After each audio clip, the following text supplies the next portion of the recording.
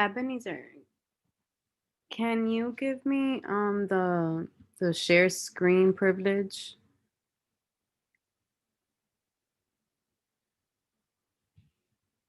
Because we did some slide sets to make today's long agenda a lot easier.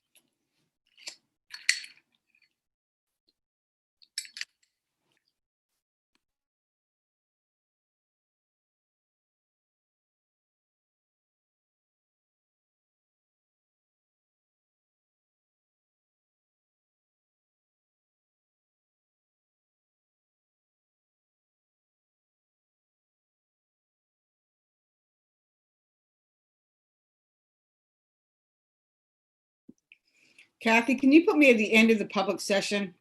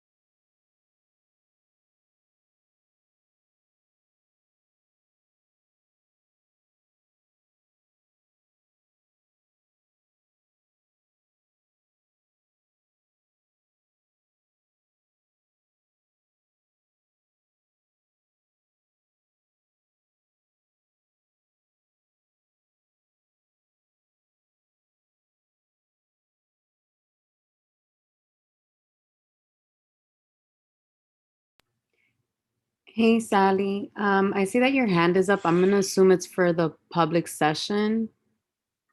And if you could say yes or no. Thank you. Yeah, if you could put me at the end.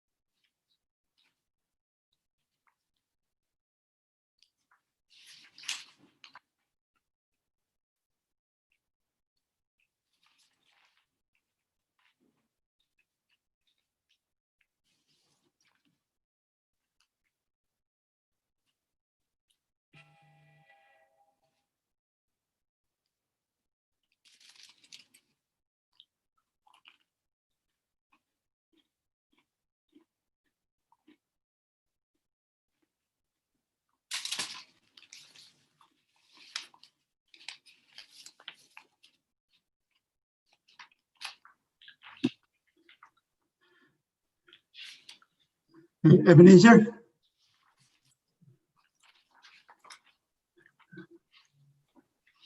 Yes, Rose, how may I help you? Good. Can I try testing my screen share? To see if, just to make sure people can hear, see and hear the video? Sure. I just wanted to, Give me 1 second. okay.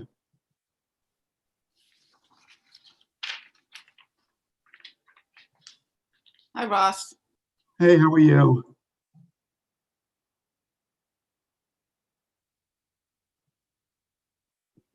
I always love your presentations of the Dyken Scholars. Oh, well, thank you, Sally. Thank you.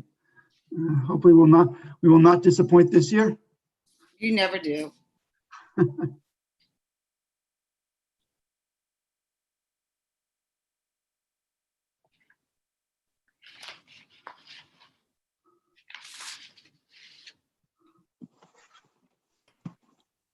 Hey guys, Jonathan, are you on the call already?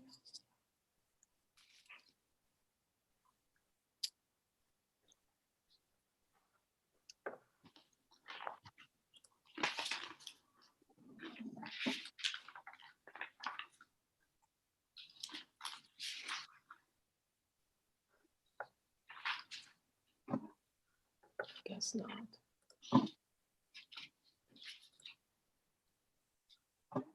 Is Jonathan on the call, Ebenezer? Not yet.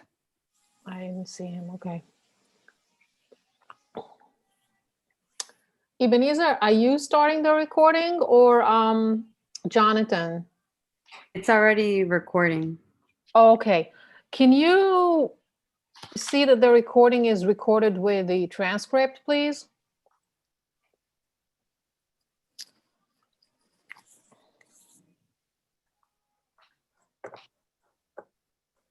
Sorry, I couldn't unmute myself. I'll check in with them, with Ebenezer on that. Okay.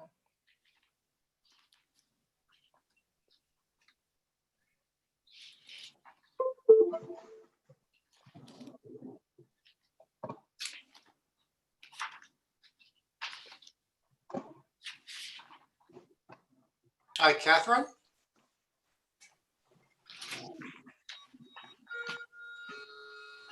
Hey, Wayne. Hi, quick question. I received a couple of emails from people asking what the procedure was if they want to speak during public session. I'm assuming that when they sign in using the, I guess, the public link, they can put in chat that they want to sign up, or what's the procedure? Right. So if they're signed in through Zoom on any tablet or anything or any device, Okay, like right now, for example, they just put their name in the Q&A. Or if they have the Zoom app, like some people have, and they're raising their hand, they're being written down, and I'm taking stats. okay, good. Thank you. You're welcome.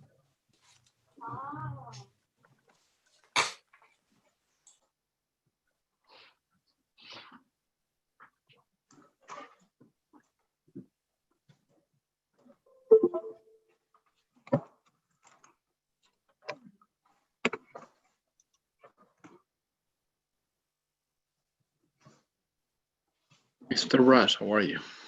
Hi, how are you? Hey, Wayne.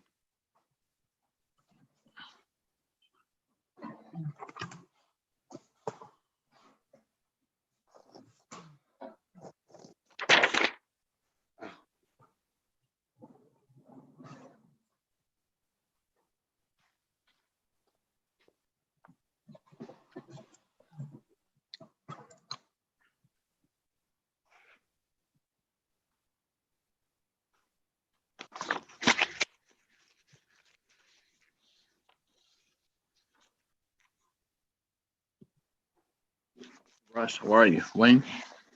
Good, I'm good. Oh, no, so I think Leah is also signed in under my name. So there are two of us. Oops. That's Sorry okay. about That that. can be changed. Let's see. Uh, I'll try to figure that out. Okay. Let me see if I can change that myself. What are they? As an attendees or the panelists? Leah is a panelist. She's going to say a couple of words. Ross, I didn't know you were doing cloning at the medical center. We do not do that. There is something called somatic cell nuclear transfer, which is very different from cloning, which we have engaged in, but human cloning, we do not engage in. It's prohibited by federal law. Okay, so there are not two Ross Rovers.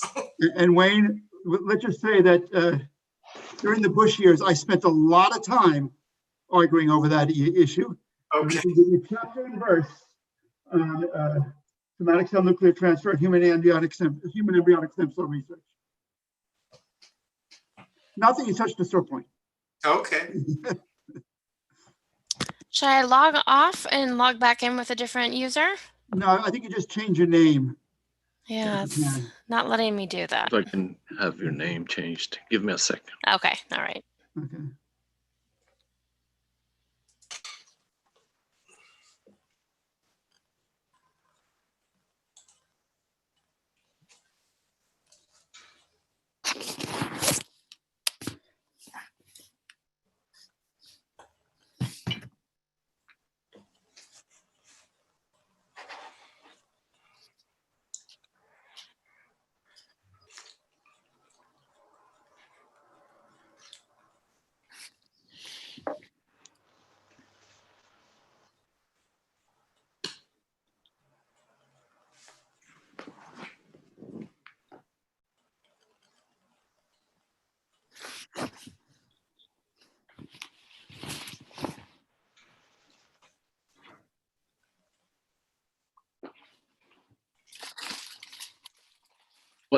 What's your name? So that Ebenezer can put it on. Sure. Leah, Leah. It's my daughter's name. Very good. Soman, Leah? Soman.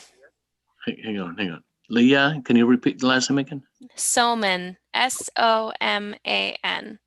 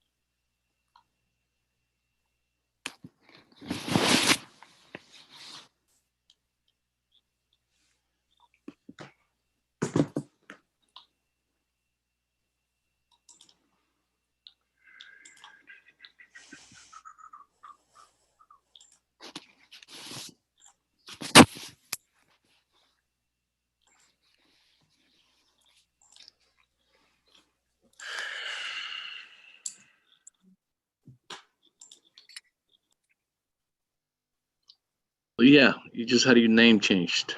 Hey, wonderful. Thanks. Congratulations. See? That was easy. Eh.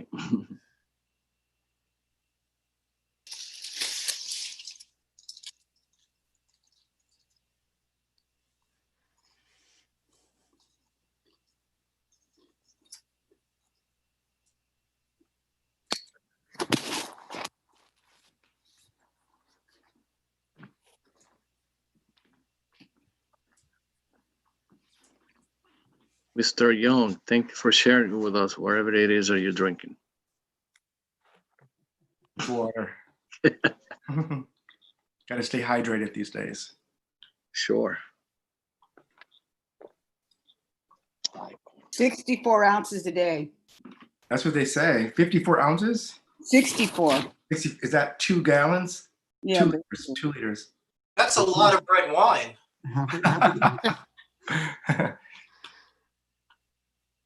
Eliezer, I think we're dressed alike tonight. We have a very similar shirt on. Do we? Let me see. Yep. We just need the jacket, man. That's it. Russ, I couldn't Yeah. recognize you the other day at the co-naming street, and now I can barely recognize you. What you did away with the glasses. Well, I And your have my hair. glasses. It's just because I'm nearsighted, so when I have the computer this close to me, I actually don't need them.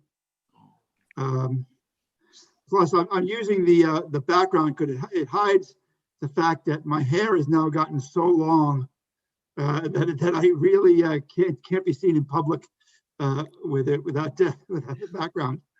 I think I'm 9 months without a haircut. So Are you on strike or something? Barbers can eat. no, it's I guess sort of my way of marking time. But I will probably get a cut sometime this week. Figure you wanted to go to the Lollapalooza 2020. Connie has said it's enough is enough. Ay, Dios. Okay, so I can only see 9 people on the screen. Wanted to see if we have some kind of quorum or something. There you go. Lord Crawford. Are you What really? might that be? Hello. Sorry, what you say? Oh, he says, because I have a Nobles Crawford and then I have a Lord. I was like, I don't need the title. I'm Nobles. I saw that same thing. I was wondering, are you two related? That's funny.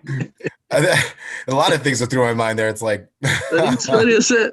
What happened to you? You've been watching The Crown for too long, Nobles. That's amazing. Wait, Lord. Who's Lord Crawford, by the way? Ebenezer, did you just put another Hello. Crawford in because they name it a noble in front of it? No offense, Lord. I'm sure you're a stand-up fella. That lad, right? Perhaps. Yeah. Okay, so I wonder if we have enough people. Well, Do Do we have quorum?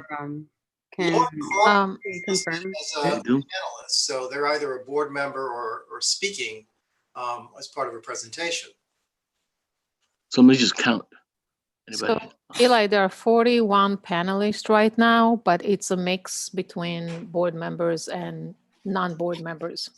I think quorum is 26, isn't it? So I think we don't have 15 all the Right, but I don't know how many. I have to count and see how many are board members and I'm trying to help you out. 1, 2, 3, 4, 5, 6, 7, 8, 9, 10, 11, 12, 13, 14, 15, 16, 17, 18, 19, 20. We have at least 33 board members Yes. present, so Counting that still would have be a one, quorum. one screen. Yeah. Yeah, Elliot 35. Farr, we have at least 33 board I members. counted. Yeah, counted 35. So, it's, shit, the time is 6:39. Gonna call the meeting to order. Gonna adopt November 2020's agenda. We're gonna do a small change, maybe significant. We're trying to bump up the Dykeman College presentations to right after we adopt the minutes so that they don't have to wait that long and they just not get it out of the way, but we take full advantage of what's going to happen there tonight. That's the only change that I propose to our agenda. So can I have a motion to adopt the agenda for November? So moved. May I have a second? Second. Anybody in favor? I mean, anybody opposed? Agenda adopted. Can I have a motion to adopt October 2020 minutes? Motion. Second. I'm sorry, who motioned? Everybody. Isidro. Isidro, man. Anybody opposes? Who's second? I second. Anyone opposes? No? Then it's adopted. So we've been waiting a long time for tonight. And this is one of the classiest and best moments of myself being a board member. And this is one of a pride of what we do. So without further presentation, I'd like to bring in a person who I think we all loved, and those who don't love him is because they don't know him. Ross Frommer, CUMCC VP of Community Affairs and a Dean of University of Irvine Medical Center.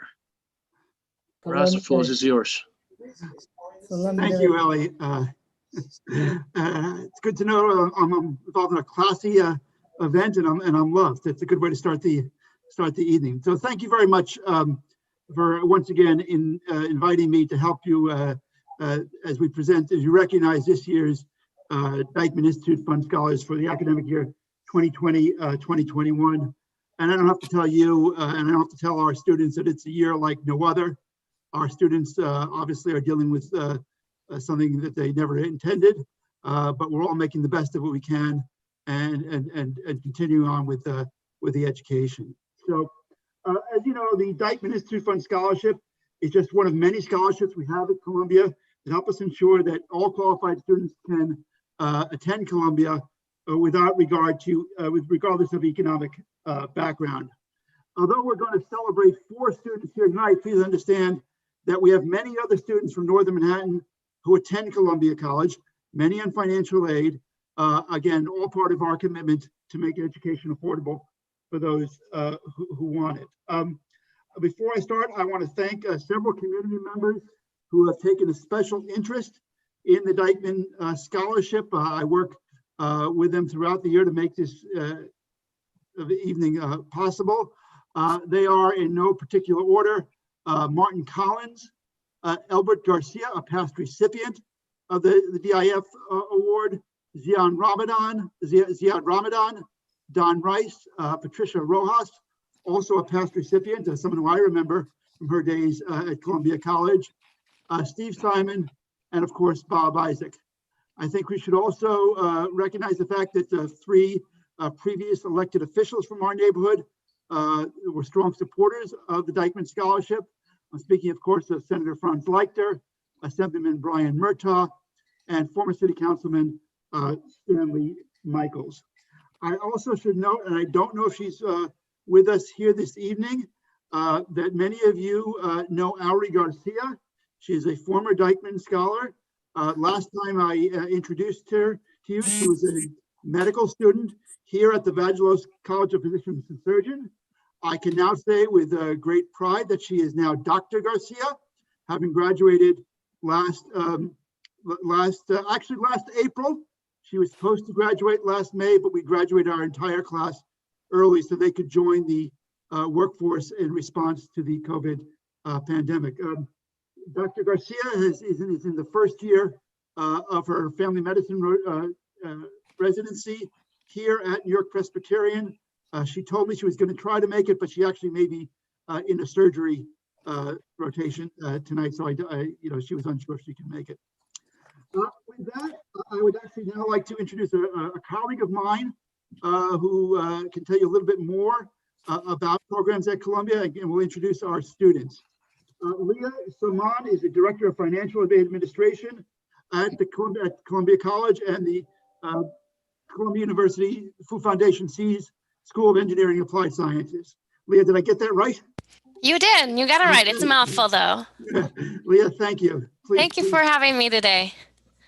So this is a great opportunity to talk about the incredible students that come to us through as Dyckman Scholars. One of our mission is to help all students admitted to Columbia College and C's, regardless of individual financial circumstances, to achieve their goal of pursuing a world-class education at Columbia University. We are very fortunate to be need blind in our admissions process for U.S. citizens and eligible non-citizens. This means that we don't consider a family's financial circumstances as our admissions team looks to admit students. We're also very fortunate to have a need-based financial aid policy, meaning that we determine a student's eligibility for financial aid based on what families can afford to contribute. It's need-based. One of the great initiatives that we have is that families who have less than $60,000 a year in income, if parents have less than $60,000 of income, they will not be expected to contribute to their students' education. That's one way we are very fortunate to help families with. If we have much more information on our website about our policies. We even have a net price calculator where families can go in and actually plug in their numbers to see what an estimated package would be. I encourage you, if you know of any college approaching student, to have them check out our financial policies and see if maybe a Columbia would be a good fit for them. Today, I am honored to introduce our Dyckman Scholars. We have 3 students with us today. Karime Robles, we have a video for, but Lord Crawford is here, and I believe Dina Rama is here as well. So Lord, would you be able to say a few words? Yeah, thank you. Thank you for introducing me. I just want to say currently I'm a junior at Columbia in C studying computer science. I've been a part of the Washington Heights neighborhood since I was born. And it's definitely been like a very impactful part of my upbringing. And I never thought like me going to college that this community was going to actually like support that I dream on and like make it so doable and like not have to necessarily worry about how I'm going to see myself like sustaining that education. So I definitely want to say thank you, and I'm excited to like graduate in a year and a half from now, which is crazy to think about, but yeah, just thank you.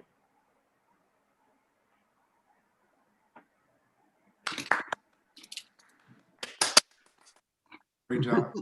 Thank you. Is Dina on tonight? Yes, I'm here. Hi, good evening, everyone. My name is Dina Rama, and I'm a sophomore at Columbia College, hoping to major in financial economics. I'm honored to be granted the Dyckman Institute Scholarship, an amazing scholarship that brings awareness to the issue of educational inequity being faced by impoverished communities located in New York City, specifically those in Washington Heights and Inwood. We're very fortunate that the Dyckman Institute was able to initiate this presentation despite the unusual circumstances facing our society today during this global pandemic. It comes to show that no matter the struggles and obstacles we face, the Dyckman Institute has certainly established a close-knit community in which we can uplift and support each other. This scholarship program has provided us the opportunity to pursue our passions, explore our intellectual curiosity, and challenge our capabilities despite our financial barriers. Lastly, I'd like to show my gratitude once again to the Dyckman Institute for encouraging their scholars to take advantage of the academic research and resources available at a prestigious university like Columbia. Thank you. Thank you, Dina. I'm going to try to play this video from Karime. Hopefully this will work.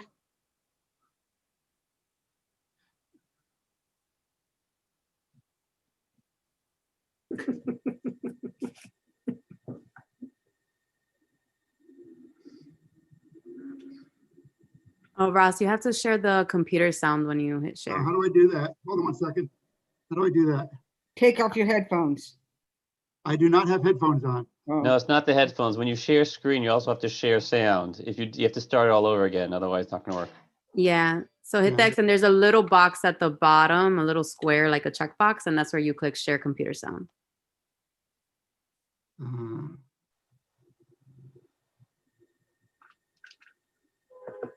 Got it. Sorry.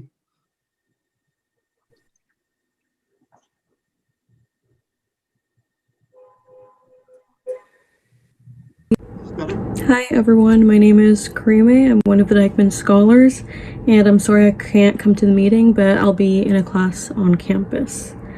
The first time I came to one of these, I was a freshman majoring in sustainable development, and I'm happy to report that quite a lot has changed since. I'm now a senior studying computer science, and I will be graduating early. This is my last semester. I'll be done in December. And I really couldn't have done it without the support of the community. The Dyckman Scholarship is really the only thing that made it possible for me to have and be able to focus on this great education that I'm receiving, and I couldn't be happier to be a Dyckman Scholar. Thank you so much.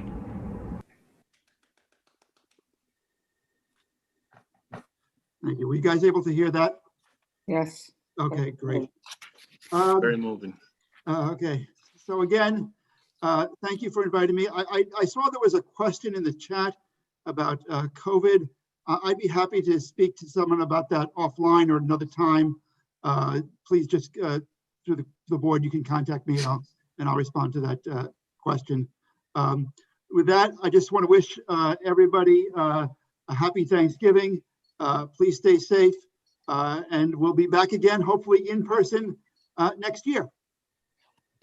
Thank you, Ross. I'll defer the thank you to someone who's been here longer than I have, to give it a thank you. Liz Ritter, I think, is the one of the people that one of the most qualified people to say thank you. So Liz, I'd like for you to say thank you.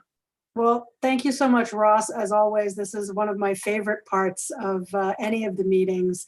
Every year, the students are formidable. I particularly appreciate Dina Rama's comments on some of the systemic issues that this scholarship seeks to address. And I'm a little disappointed though, Ross, that you were not able to figure out how to make cake happen on Zoom. So. Liz, next year, 2 cakes. Fantastic. Congratulations. One thing I neglected to do, and I don't know if any of our students invited their families to join us here tonight. It's always a pleasure when parents and siblings can join us, but also a shout out and thank you to the families of our scholars. Thank you. Thank you, Ross. And thank you to Leah for joining us as well. Yeah, I don't want to add to that because then I'm going to spoil it. So, okay. All right, thank you. Next time, Liz, the cake. We're going to have a virtual cake for you guys.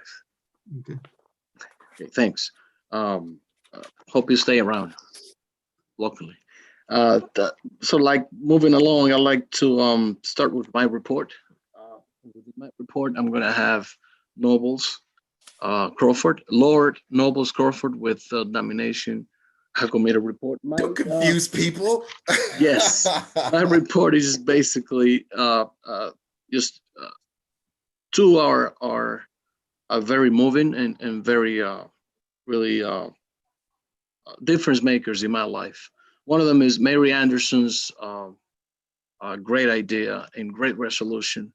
I presented it in the Boris board meeting, and our office received 2 calls from Community Boards 5 and Community Board 10 requesting copies of the resolutions because they also want to include them in as part of their resolutions for this month.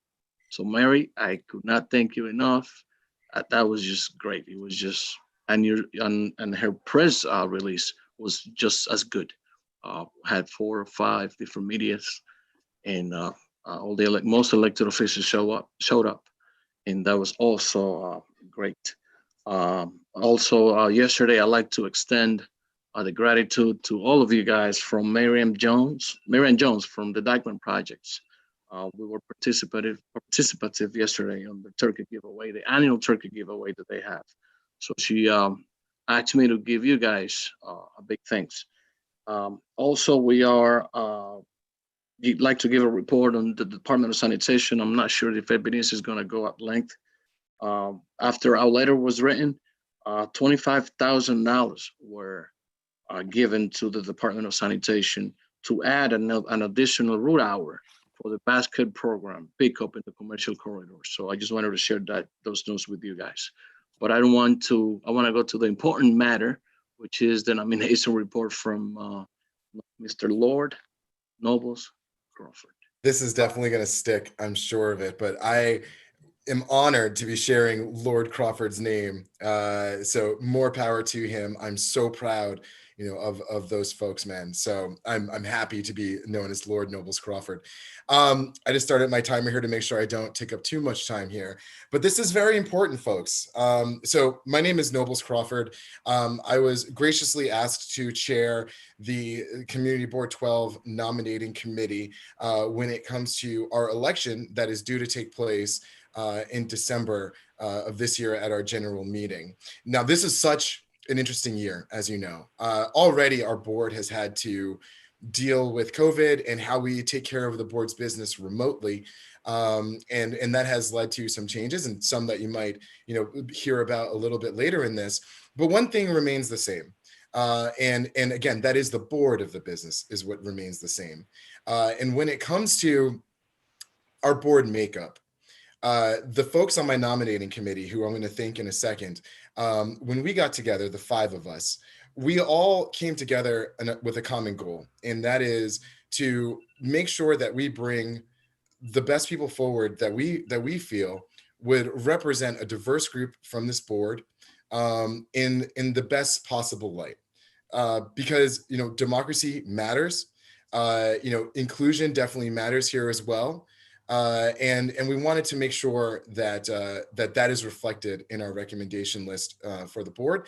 And another thing we also wanted to make sure, and this is probably the ultimate pillar of our business on the nominating committee, is that we did our business in a very transparent, thorough, and respectable process. That is first and foremost for us, and certainly tenets that I hold very dear to myself. A lot of times, when it comes to not only community board, hyper local engagement, but also, all the way up to even federal politics, a lot of people are very cynical about our processes, and that either suppresses people to get involved, or it gets people riled up and really mad in a non-helpful way. So when we sat down the first meeting to really do this, that was the number one thing that we all aligned on, is that whatever we do here needs to be completely transparent, and it needs to be conducted with integrity. And I want to give a special thanks to the other 4 people on the nominating committee that have performed absolutely admirably with me in making the preparation for our election in December and the nomination process that we are about to go through. So Marielle, Paradise, Jonathan, and Chris, you guys, thank you so much for your support here and the work that you've done with me. So that being said, as I said before, this is a very different year. And when it comes to our election in December, there are going to be some things that we need to change, and because we're all virtual, and according to our bylaws that did not plan, bylaws and processes, if you will, did not plan for a century pandemic. And so when we talk about how things might need to change for us to have our election in December, just have an open mind about it. And we can certainly have a very open conversation about it too. But I would like to say, if it is not conducted in a way that is straight and narrow, within the rules of the charter, the executive order from the governor, our bylaws, so on and so forth, there is a danger that the election could be null and void if we do not do it properly. So there's going to be a lot of conversation, some things moving. This is not from a malice perspective. There's a lot of plates in the air here in terms of preparing for a very open election in December. So I want to say that. So those are my opening remarks. Lastly, I also want to thank Jim Berlin, Eleazar, Paola, and also Ebenezer for their support of the nomination committee as we were navigating some of these waters. So, with that, I would like to start to go through our nomination list. And then, as a piece of this nomination list that are the folks that we're recommending from the nominating committee, we will also be opening up the floor for verbally to be able to nominate any folks from the floor for particular positions. Now, to let folks know, some of the new folks that might be on the board, if someone is nominated to the committee, if someone is nominated for a particular position, if they're not here, they have a few days to, I will contact them. They have a few days to get back to me if they accept the nomination, and that will be broadcast to the rest of the board. So if they're not here, that doesn't shut the door. There are certain criteria that allow people to be eligible to be nominated. The first and foremost is enshrined in our bylaws. And that comes down to attendance. You have to be, first, to be quite honest, you have to be a board member for a year. That is the number one. If you're not a board member for a year, attendance has nothing to do with it.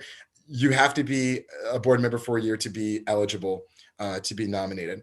Secondly, you have to, from an attendance perspective, have to have attended 2/3 of the general meetings, and also 2/3 of your committee meetings. And so that is also a requirement for eligibility. The nominating committee's business was to go through the attendance, kept studiously by previous Secretary Liz Ritter and also currently by OC Kamenar. We went through those attendance and we were able to mark down who met what, so on and so forth. Now, we did not circulate that list, and I apologize. This is my first time, and I should have sent that out a few weeks ago. But we do have this list, and should there be a nomination where any of these, where any of those criteria are run afoul, I will certainly let you know. There's only a few people that actually meet that criteria. So, I don't think it should pose too much of a trouble, but I will be sure to, get out that list after this meeting. So that is the bare minimum when it comes to the eligibility. Now, the nominating committee also in a way to make sure that the tenets of transparency and integrity come to the forefront when we talk about our nominating list. We also added 2 other criteria to how we wanted to review potential candidates for our committee to bring to you this list. First and foremost was the ability to collaborate or disagree in an inclusive manner. It is okay to disagree, but at the same time too, to do the good work of the board, we have to make sure that we approach conversations in good faith, listen to each other, and then really be able to, push our business forward. So that was a very big criteria in terms of collaboration and being able to disagree in good faith. The second criteria that the nominating committee used when going through these potential candidates was that they have a proven and/or potential commitment to leadership. Have they been active in our community already? And are they still active? Because that's a good bellwether in terms of how lean in this person would be on the board. So we applied those criteria on top of the base level criteria enshrined in our bylaws to come up with our list. So now I can actually get to the list. And the way that I'm going to conduct this, folks, is that I'm going to start with assistant secretary and then move our way up. And what I'm going to do first is, from a nominating committee perspective, I'm going to ask the person that we have nominated from the nominating committee if they accept the nomination, and they have an opportunity to say, no, I do not want to be. And this is also, if you are nominated from the floor, you have an opportunity to decline the nomination. But if you accept the nomination, you are then, eligible and will be on the ballot in December. Ellie, did I miss anything before I jump into this? You're right on target, brother. Excellent. So just, a little time check here. Okay. So let's start with the assistant secretary. So as many of you know, we had a special election last general meeting where Rosie Perez was nominated and also accepted the role of assistant secretary. And so she is currently, in this role right now, and is also interested in getting into an official term as an assistant secretary in the general in the general election. So Rosie Perez, if you could go off mute, do you accept the nomination from the nominating committee for the assistant secretary role? I accept. Thank you. Just writing this down. Fantastic. Thank you very much. And I would like to just, we are human, of course, and I would like to just, fix an error. So the nominating committee also nominated and voted on, or nominated and approved Sally Fisher, who expressed interest in running for assistant assistant secretary. And so but my fault, and I will completely own up to this, I sent the wrong draft to be circulated to the office. But again, from a transparent perspective, the nominating committee did review her eligibility, discussed according to our criteria, and approved her candidacy for assistant secretary. So Sally Fisher, if you could go off mute, do you accept the nominating committee's nomination for assistant secretary? Yes. Okay. And so now those are the two folks that came from our nomination list. I am opening it up to the floor to nominate anyone that you feel should be nominated for the assistant secretary position. So you can go off mute and just say, please. Just give you a few seconds.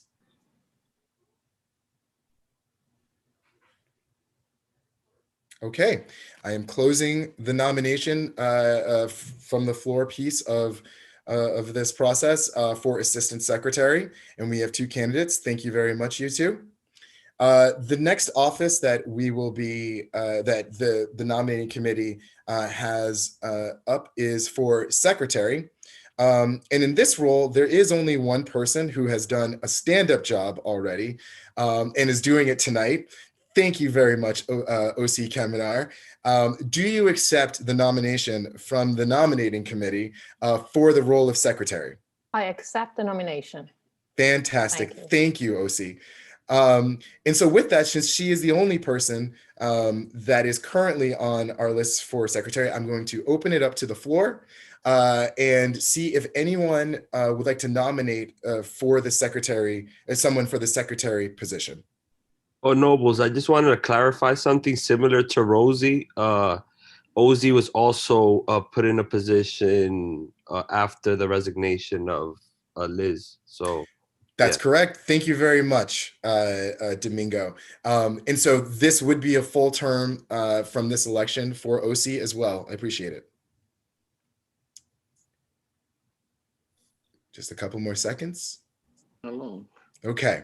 So I am now closing the nomination from the floor piece of this particular process for the position of secretary. Congratulations, OC. Of course, it will be made official in December, but you are the only person running for secretary.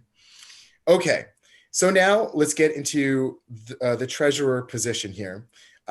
So the treasurer is an extremely important role. The business of our funding and our resources as our board goes directly into the business and the health of the board. And so in this treasury position, we've had two people that have definitely proven all of the different criteria to the nominating committee that have come out and that are currently on our list. The first one is currently in the position, and that is Mr. Gerard Dengel. And I believe this would be your third term as treasury, but correct me if I'm wrong. But Gerard, do you accept the nomination from the nominating committee for treasurer?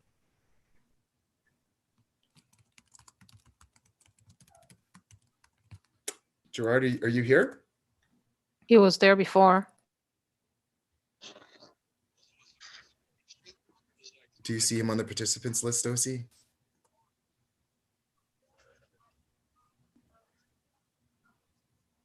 No? Not really, but I saw him before. Okay. Well, folks, if he does not join, by the time we move on from this position, he does have the right, basically, once I reach out to him, like we would if someone else was not present for this, to accept post this meeting, and there's a few days there that he has. So if he's not here to accept, that will be the process that we'll need to kick off. But the second person here that has expressed interest in being the treasurer for the board for the year of 2021 is Omar Tejada, who has met all of our nominating committee criteria. And so, Omar, do you accept the nominating committee's nomination for treasurer of Community Board 12? Yes, I do. Fantastic. I'm just writing that down. Fantastic. Thank you very much. And so that concludes the nominations from the nominating committee for treasurer. Now I'm going to open it up to the floor. If Gerard, anybody, sorry, I'm back. Gerard, is that you? Yeah, I'm having technical problems. Sorry. No worries, my friend. Do you accept the nominating committee's nomination for treasurer for Community Board 12 2021? Sure, I do. Yes. Fantastic. All right, let me just write that down. Excellent. So now I will open up any nominations from the floor for treasurer. Going once, going twice. All right, that closes the floor nominations for treasurer for CB12. We have 2 candidates going into the election next general board meeting. Thank you very much. Okay, now we're on to the second vice chair position. Now, here is something interesting. So everyone here knows Isidro, of course. Absolutely amazing on the executive committee. Absolutely amazing in the community at large. Someone I've definitely looked up to since I was a public member. Here's the thing, folks, is that in our bylaws, and this is not something that we have strictly enforced in the past, but what's the point of bylaws if we cannot follow them to the letter? And the point here is that executive committee members, including the chair and outside the chair, are only entitled within our current bylaws to 3 years in the same position. And so Isidro, as amazingly well as he did his position, has been in that position now for 3 years and 8 months. And that is now beyond term limits. So again, I had made a mistake in the nomination and in the document of putting him as a potential candidate for the second vice chair position. But he is term limited, and so therefore he can't be. However, that being said, I would like to give him a few seconds to speak, or some time to speak, because of his amazingly stand-up role as first vice chair for so long. And I think we definitely owe that to him. So Isidro, if you're here, could you just say some words about your position and why, I guess you love this board so much and why you keep putting your blood, sweat, and tears into it? Thank you, Novos. You're doing an amazing job. Very happy on how you have done this process along with the team for the nominating committee. I would respectfully decline. I will not be running for second vice chair out of respect to our bylaws. I know that whoever gets elected to this position will do an amazing job as well. And with the second committee that you will have next year, I'm very confident that we're going to move this community board forward. Wow. This is trusted that I know that we're going to work out together despite the many differences. So thank you so much, Novos, for your time and your committee as well. Thank you. And thank you for your service, Isidro. Keeping the nominating committee business moving forward. The nominating committee also reviewed Liz Ritter's candidacy for the second vice chair position. We found that she was certainly within our criteria to uphold that position. So Liz, who doesn't really need much more of an introduction than that, to be quite honest, do you accept the nominating committee's nomination for second vice chair of CB12 for 2021? I do. Fantastic. Thank you, Liz. Just writing that down. Nobles, I have a question. Yes, sir. Being that, because I've reviewed candidacies in the past, I'm interested in figuring out how was that caught, just for transparency purposes. Of course. I've seen in the past, a lot of people have ran multiple times beyond the 3-term limit. So I was just wondering, how was that brought? So when we found, so I'll tell you how I found it first, and then I'll tell you about the few people that have actually upheld the same position on the executive committee for more than 3 years, or 3 terms. So I found it at first because this is my first time running an election on community board. And our bylaws, folks, you know, if you're not familiar with our bylaws, I highly suggest you read them. It's honestly not that long of a read. It's only about 18 pages, and it's extremely fascinating in terms of how we got to the bylaws. You know, shout out to Steve Simon and also to Jim Berlin and everyone else that kind of put their blood into those bylaws as well. But it's very good. And, you know, first I wanted to make sure that I got very acclimated with the election rules. And also the nominating committee rules in terms of how we conduct business. But then as I was, you know, reading about there is a specific section in the bylaws on term limits. I believe it's section 6. I'm looking at Zoom right now and not the particular document, but I believe it's section 6 and you can read it yourself. But I think in section 602B, they talk about executive committee members that are not the chair. And the wording there is basically executive committee members, and I did not memorize this, so I apologize. We can read it yourself again.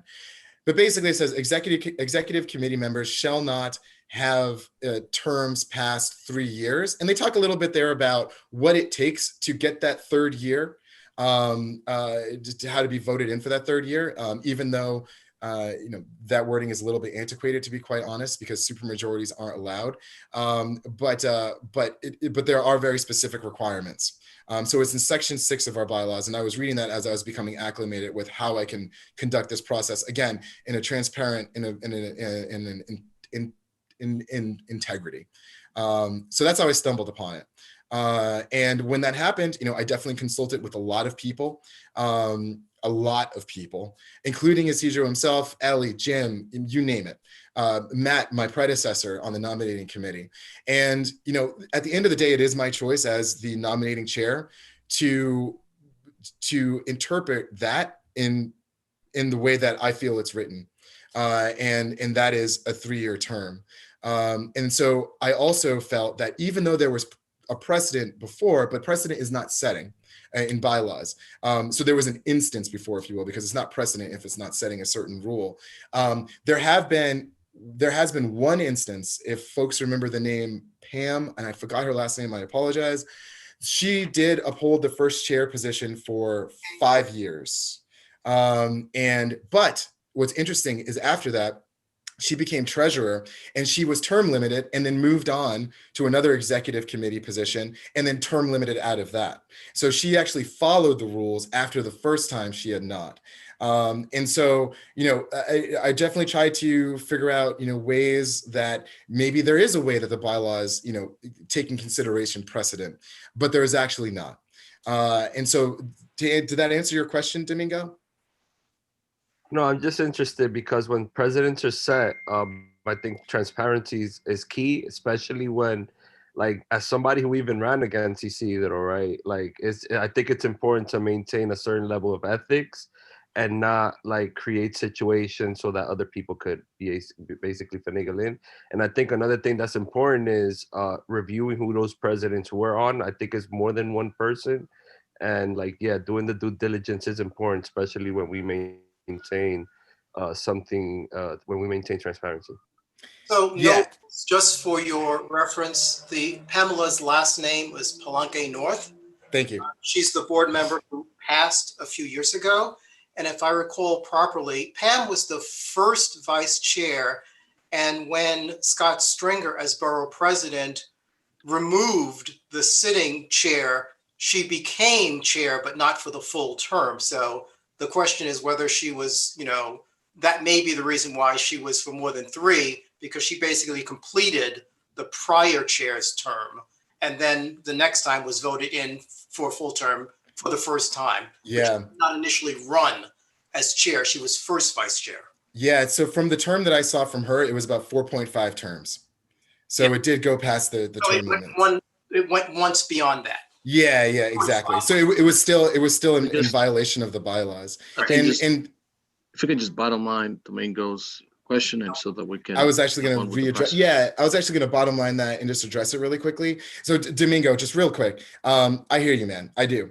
And as I said, there is nothing in our bylaws that says that, you know, if someone was in violation of the bylaws, that it sets any type of precedent moving forward, first and foremost. And when it comes to transparency, you can't be more transparent than following the bylaws to the letter.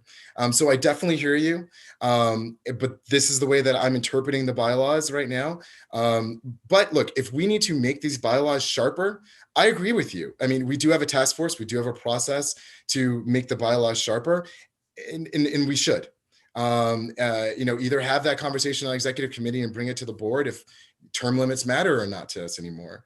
But this is not the forum for that. I'm just saying term limits and now and there, like, I don't want to make this it was just a matter of like process, because we understand how certain individuals get ahead by pushing certain individuals back. So I just wanted to make I would hope that you don't think that I'm trying to do that here. Like I said, it's all about the process. Let me just interject, guys. Let me just interject and let's continue on. I think that you've already made Isidro, I think if you've been clear whether he's satisfied or the people who are listening to you are satisfied or not, that's really beyond the scope of what we're trying to accomplish here. Correct. So let's just move on. Thank you, Eleazar. So the moving on now is we are opening up the floor to anyone that would like to nominate someone for second vice chair. So opening up to the floor. Hey Nobles, it's Ashley. Hey, Ashley. Hello. Thanks for running this. I'd like to nominate Francisco Lopez for second vice chair. Just given the work that I've done with him on the business development committee and just my 1 year on the board, he's been great at introducing and getting me up to speed as a new member, and has been doing has some great ideas for the community that he's already acted on outside of board business. So I'd like to nominate Francisco. Thank you very much, Ashley. And he does meet the eligibility from the bylaws to be able to, be eligible for this. So Francisco Lopez, if you could take yourself off of mute, please. Do you accept the nomination from the floor for the second vice chair position for CB12 in 2021? Before I say that, I just want to, I'm honored and I feel like it's a privilege. So yes, I do. Thank you, guys. Thank you, Francisco. I will mark that down. Yes, accepted.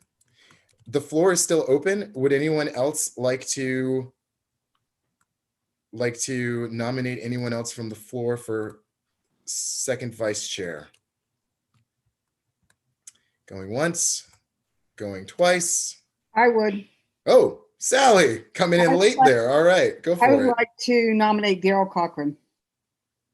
Daryl Cochran also meets the eligibility requirements, of course. Daryl, if you are on this call right now, take yourself off of mute, my friend. Do you accept the nomination from the floor for second vice chair for CB12 in 2021? Thank you. I do appreciate it, Sally, but I do not at this time. Declined. Okay, just writing that down. Thank you very much. Anyone else want to nominate from the floor for second vice chair? Going once, going twice. Done. Okay. Wait. I was too slow on my mute button.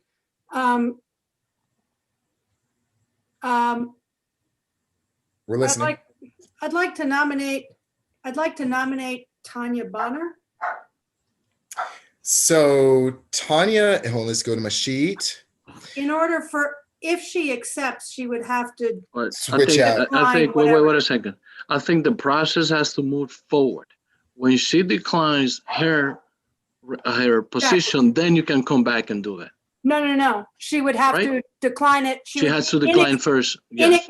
In accepting, she would automatically decline the other one.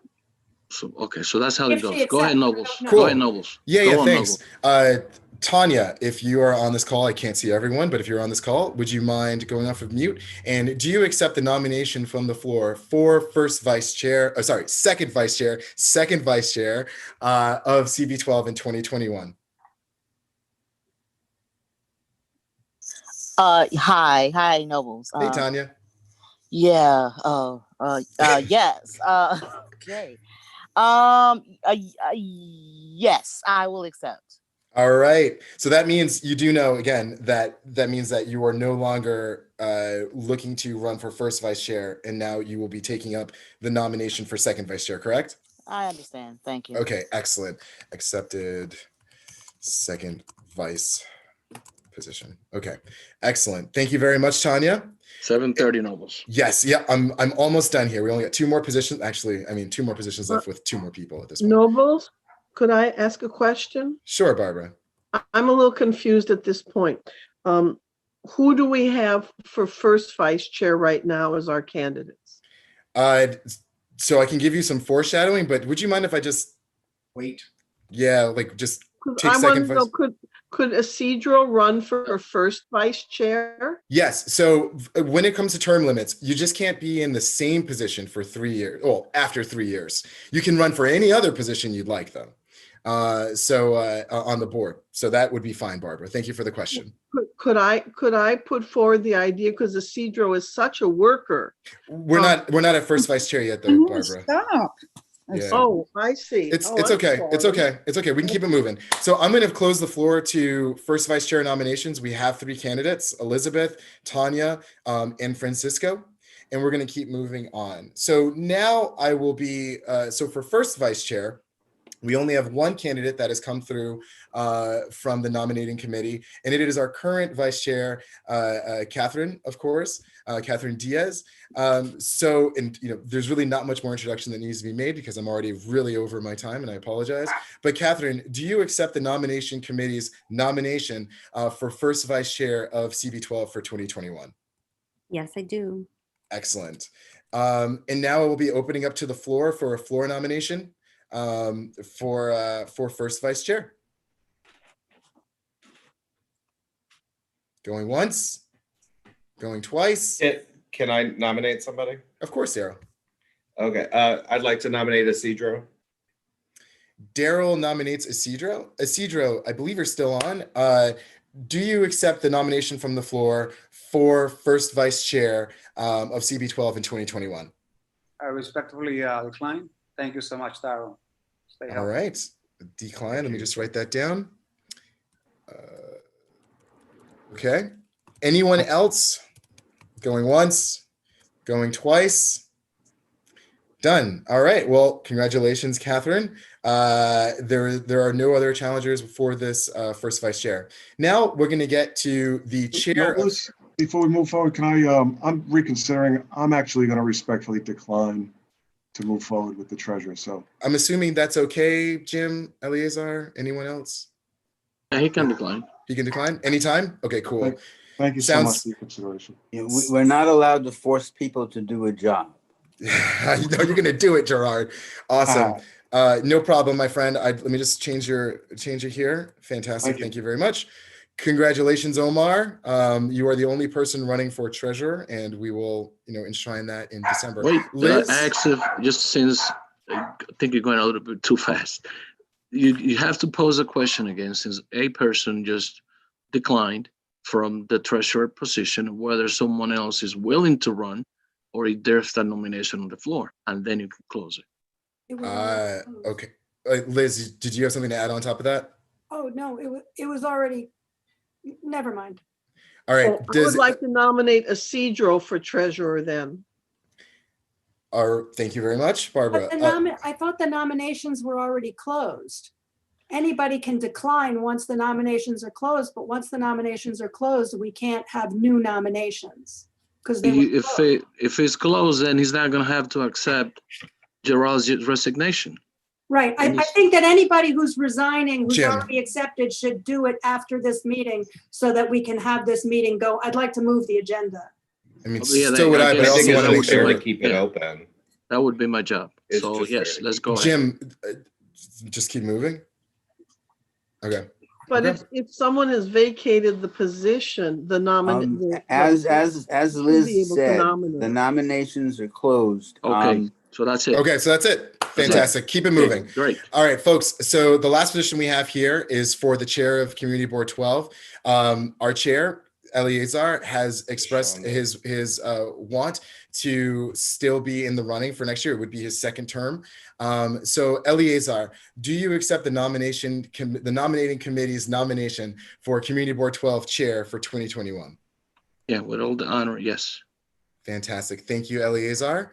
And now I will open it up to the floor for nomination for the chair of CB12. Any nominations?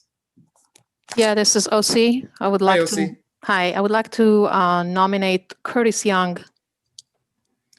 Curtis, you've been nominated for chair of CB12. How do you answer? It is an honor to be nominated. Thank you very much. I've carefully considered this decision and I have to respectfully decline. Thank you very much. Okay. Open back up to the floor. Would anyone else like to nominate someone? Going once. Okay. Go ahead, Liz. No, you can go ahead, OC. No, you can go ahead. Go ahead. I would like to nominate Wayne Benjamin. Okay, Wayne, you've been nominated from the floor for Community Board 12 Chair. Would you like to answer that nomination? Well, I think I have to answer. And I know I'm saying a lot of words here. I don't have a script. I thank you, Liz, for the nomination. I feel that I am, in addition to my current responsibilities with CB12, I got a lot on my plate and don't think it would be fair to the community board if I were to take on the job of being chair of the board. So I respectfully decline. Thank you, Wayne. Anyone else would like Yes. to nominate? Yes, OC. I would like to nominate Catherine Diaz. Catherine, you've been nominated from the floor for chair of CB12. How do you respond? I decline. Okay, decline chair. Anyone else would like to nominate anyone from the floor? Sure, I'll nominate Steve Simon. Sally nominates Steve Simon from the floor. Steve, do you accept nomination for chair of CB12? I decline. Steve Simon declines for chair. Let me just write that down. Let's get to Steve Simon. Decline.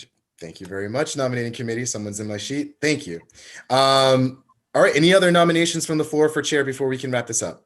Yes, Liz, go ahead. I would like to nominate Isidro. Isidro, you've been nominated from the floor for Community Board 12 chair. How do you respond? Thank you so much, Liz, but I will respectfully decline. Thank you so much. Isidro is looking for just a vacation for a little bit. I respect that. Okay. Anyone else before I close this? Going once? Please close it. Just close it. So Yes, I have close one. it, shut it down. We can't do that, Francisco. This is a democratic process. Sorry, who was that? It was My me. It was apologies. Okay, OC? yes. I would like to nominate you as the chair. Can't do that as the nominating committee. I'm sorry. So figured. that's not even I legal. just tried. I appreciate it. That's the Anyone list. else? Let it go. Going once? Going twice? I would like to make a nomination. Curtis Young, yes. I would like to nominate Omar Tejada for chair. Omar, you've been nominated for chair. How do you respond? Wasn't expecting that.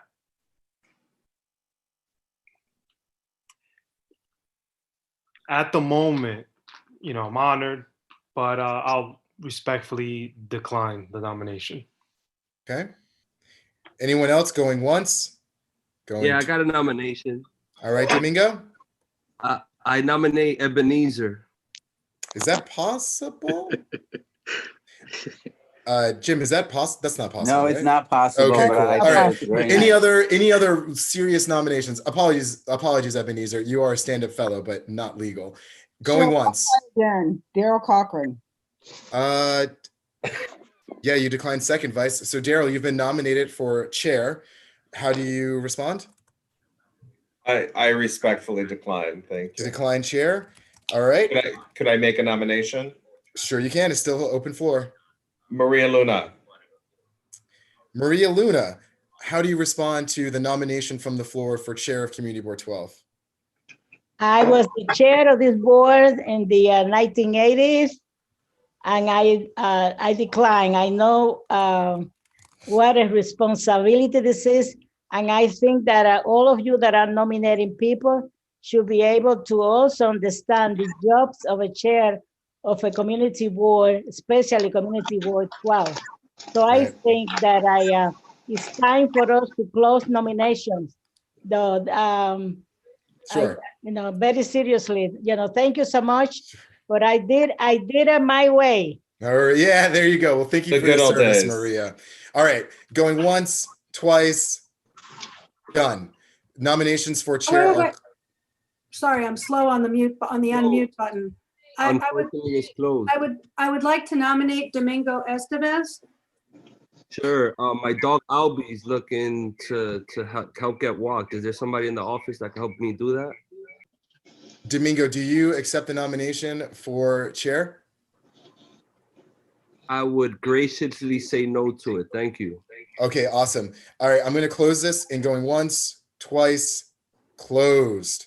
Okay, well, thank you very much, folks. Congratulations, Eleazar. You are the only person running for chair, and we'll, enshrine this in December. But also, thank you to everyone for humoring me way over my time to be able to do this process in a very democratic and transparent manner. Thank you again to the nominating committee. With that, I give the time back to Eleazar. Appreciate it, folks. Nobles, it's hard work. I couldn't thank you enough for taking on a job that is just tough. Thank you for trying hardest to be a civil process, and that it stayed civil, and I'll leave it at that. So thank you, Mr. Jim Berlin. You have a couple of resolutions that you would like to present in front of us. Yes, sir. Yes. Actually from earlier, and I think at the beginning of this meeting, although it did not happen, but before we go any further, it would be appropriate and respectful for us to acknowledge the passing of Mayor David Dinkins. Yes. So as chair, would you please do that? Yes, and I'd like to a moment of silence in memory of the last Black mayor that The first and only. first and only Black mayor that the city has had. Thank you, Wayne.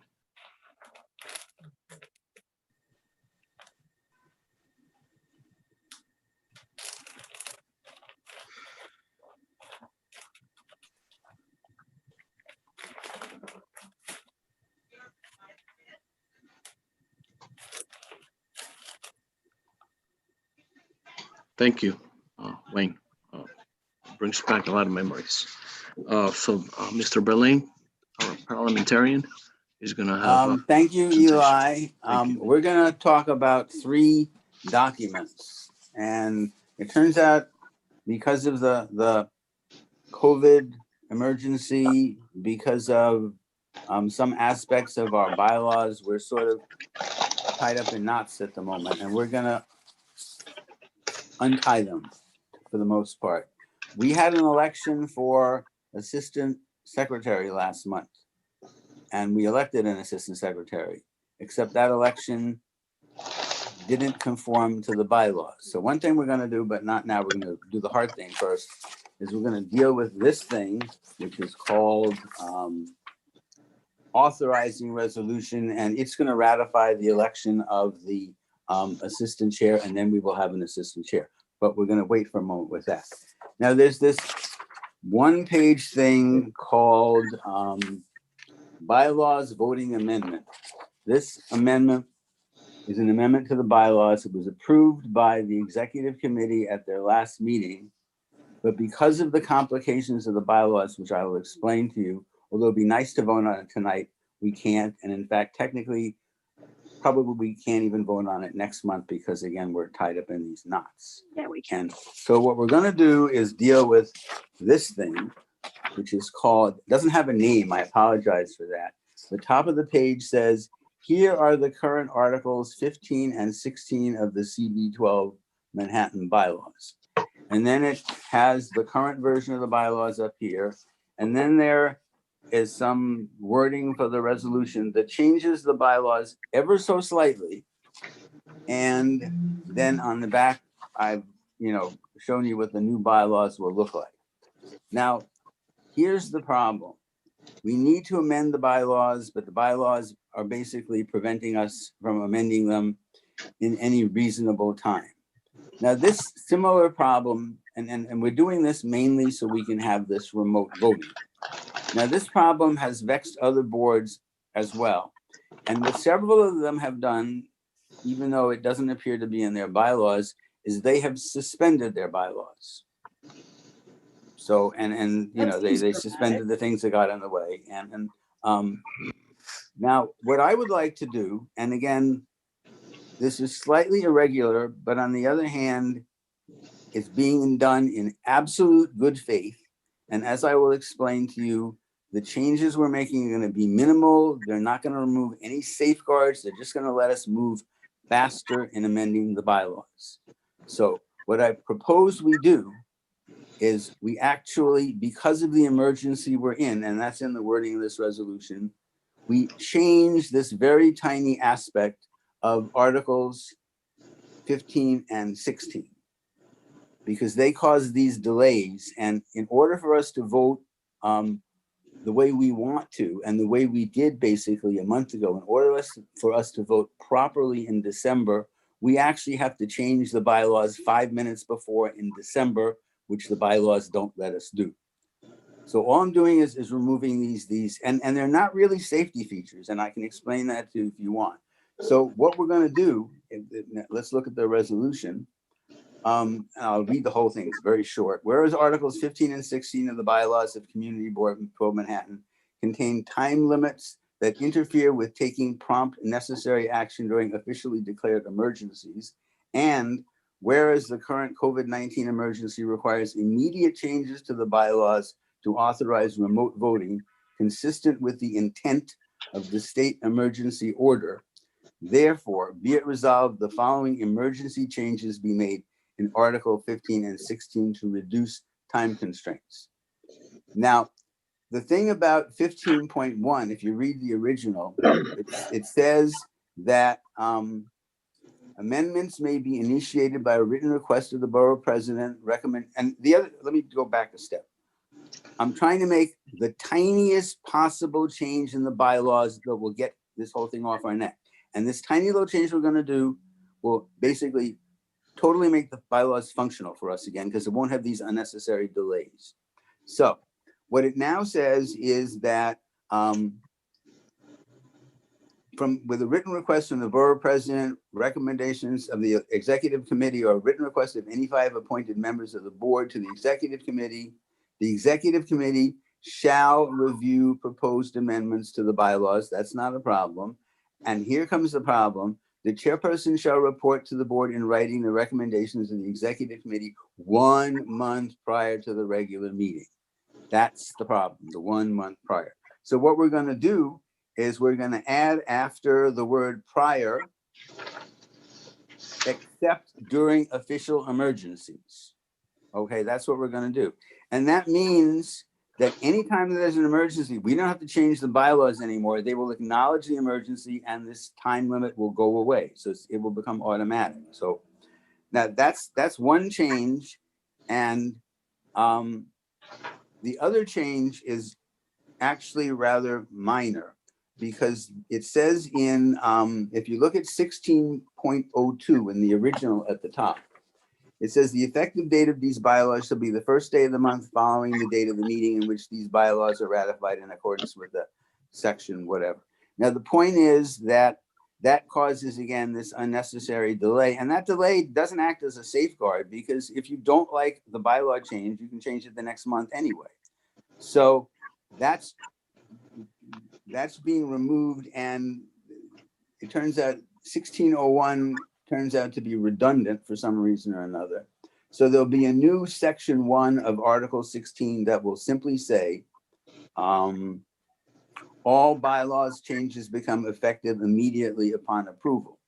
Now, so we're going to ideally approve this thing tonight, and then we will have the power next month to approve the actual changes that will enable us to do what we did last month legally.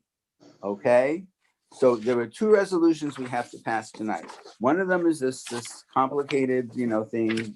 And why don't we do that first? And when we're done with that, and again, obviously, I'm going to answer every single question you have. Then we will pass the other resolution that will basically ratify the election we did last month, and then we will have an assistant secretary. And then in the meantime, the assistant secretary can act as a volunteer assistant to the secretary. Are there any questions on the really juicy thing, this thing that changes the bylaws? We're gonna allow for Liz. 3 questions. Yeah, sure. Just wanted to say that we're gonna allow 3 questions because it's already 7:45. We have 75% of the meeting still ahead of us. Okay, and Thank I'm you, trying to guys. move as quickly as you can see. Appreciate that. Yes. So thank you, Jim, for bringing clarity to a complicated issue. A lot of people aren't bylaws nerds. And so for those who are not, your guidance is always very helpful. I think it's also helpful to have these amendments, but given that we are at the moment stuck with the bylaws that we're stuck with, doesn't it make more sense? It's a 2-part question. The first is, doesn't it make more sense to vet this and have a short discussion on it, although it's kind of a no-brainer and I can't imagine what anybody's opposition to it would be, and then vote on it as the first order of business in December so that we can then vote on the other things? But I'm not sure. So wait, let me just, I had 2 questions. I'll ask them both and then I'll shut up and you can answer them. Well, So the I first is, prefer to answer your first question first because I'm older than you are and might forget, okay? It turns out in order to get the bylaw change, this thing through, we have to pass this thing tonight. Because what has to happen is we have 5 community board members have to make a request to have this thing right. Considered by the executive committee, and that has to happen before the executive committee meeting. So as that, you pointed, that segues into my second question. Very good, thank you. Which is, in the same way that we've got, as you mentioned, or as Nobles mentioned, a couple of provisions in our bylaws which are trumped by the city charter, so they're irrelevant. The executive order by Cuomo trumps, you pardon the expression, anything in our bylaws. So if there are things, because the executive order requires us to meet virtually, it assumes that we come up with something that may be outside of our bylaws and how we vote, because the executive order is in place. So I think that we could vote on both this bylaws suggestion and the other bylaw suggestion as our first order of business in December. And then for people who have more technical questions about it, they can reach out to you offline and we don't have to have like this very long conversation here. Well, again, as you pointed out, this is essentially motherhood, so we don't need a long conversation now either. But the thing is, again, we can't do anything in December unless we do this thing tonight. And that's why, and again, so that's why we have to do it. Okay. All right, 2 more questions. Anyone else before we move on? Yeah, there was Tanya and then Steve. Okay, Tanya and Steve, in that order. Jim, you might have a simple answer for this, but since this is going to be going forward and we have to do it, could there be other instances of emergency? Like what is considered an emergency where we would not, can that be outlined a little bit more so we're clear? Well, by emergency, and we can tighten up the language if you want, and I appreciate your concern, I mean the kind of emergency that's declared by the governor of the state of New York that, in fact, exactly the kind of emergency we're in now with exactly the kind of rules we have now. And I want to commend Liz because she basically indicated, and that's sort of what we're doing. We're stretching the rules a little to make this tiny change, and then we are in business from now on. We will have, anytime there's an emergency, we will be able to move quickly. And again, there may not be any changes we have to do, but way back when we didn't anticipate this. And I knew the guy who wrote the bylaws. His name was Rob McGill, just in case. Okay. So, Steve? Question? No, I have Steve first and then whoever said question. That was Steve? Barbara. Barbara. Steve, Well, Barbara, and then we'll move on. Well, as Liz pointed out a little while ago, the governor's executive order presumably overrides anything we have in our bylaws and gives us, I believe, the ability to function in view of the fact that we're in an emergency situation. I'm just wondering, is any of this really necessary?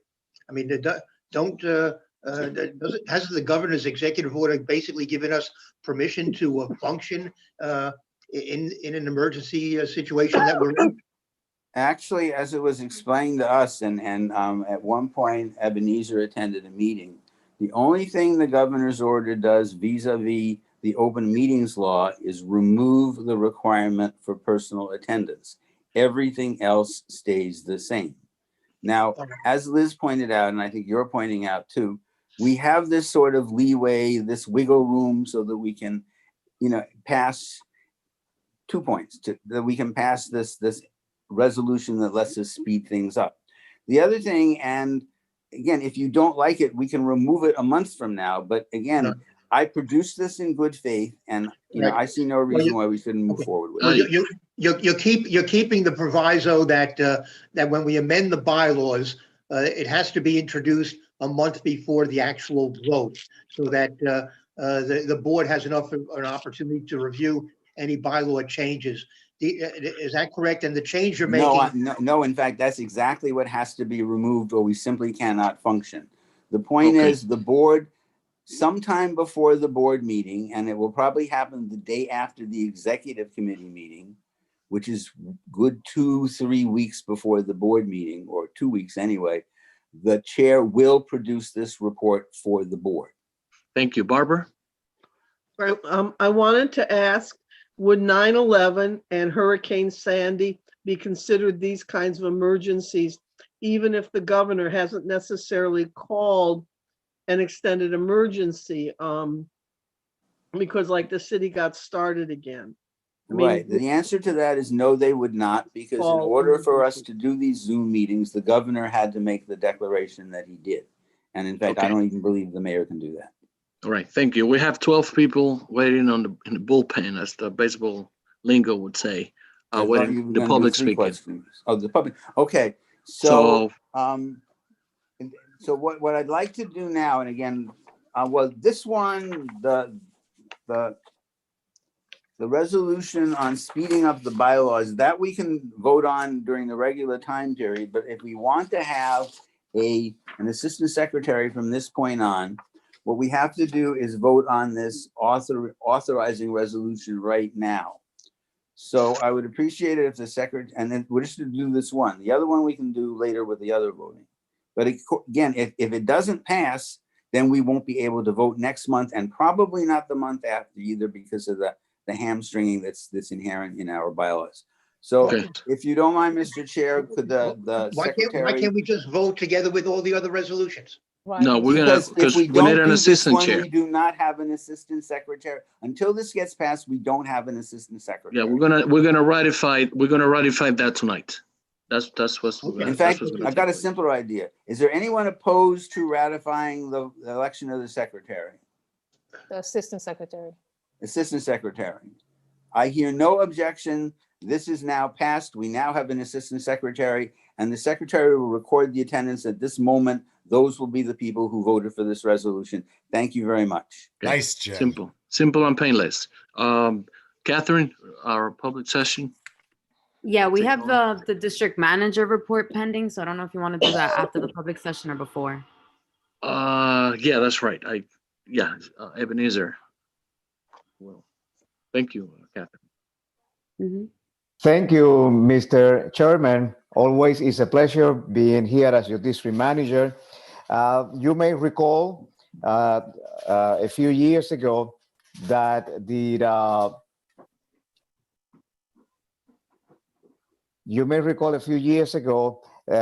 2016, 2017, that I was reporting almost every meeting about the pathway from Haven Avenue to the Little Red Lighthouse, historic landmark. Once again, this item became an issue, Last week, when I sent the invitation to the District Service Cabinet meeting, Jennifer Hopper from the Parks Department sent me an email asking to coordinate from the stakeholder, the District Service Cabinet meeting, an on-site visit to this location because it's an issue. The park is cleaning this location. They're doing the effort to do that. However, they have a lot of debris and I believe was a murder there, et cetera, et cetera. So I brought this item to the District Service Cabinet meeting members, and we had a discussion and we start coordinating. My frustration is the Department of Transportation that have a key role in this matter.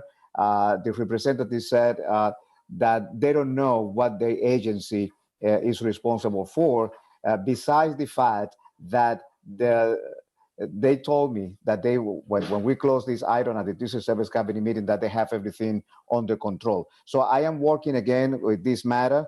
It's going to take a while to coordinate with all the agencies, the state, city, and also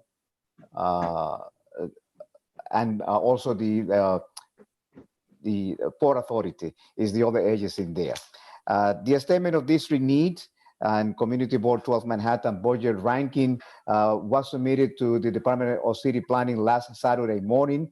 The Department of City Planning asked us to enter and review the district service statement of district needs, and we did that, and we worked very hard for the 2 weeks, putting everything together and reviewing everything the board ranked, and also tweaking a little bit and refine the wording and the statement of district needs. It was submitted Saturday. It was confirmed yesterday.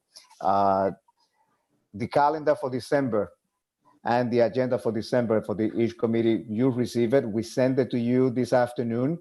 And I want that every committee chair, please review the date of your committee meeting. Please review the items that we have for your agenda for December meetings. And if there is any changes, if there's something that needs to be changed, send it to us immediately tonight before the meeting is over, preferable, if there is any changes, because this calendar, we have to go out tomorrow. Remember, this week we have a holiday. Thursday is a holiday. Friday, the office is going to be closed, and we need to give notification to the community as soon as possible for the December meetings. And please do so if you need to do it. And I need to make an announcement that starting tomorrow, I'm going to be out on vacation. I'm going to be out of the country for a few days. I will be returning to the office on December 8th.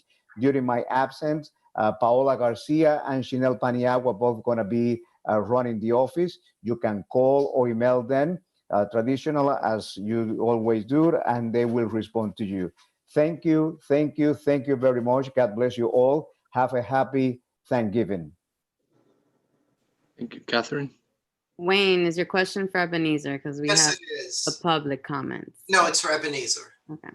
So Ebenezer, I'm sure you've been in the loop on the comments about the median that is under construction on Riverside Drive between 158th and 157th. We discussed it, I believe, last month.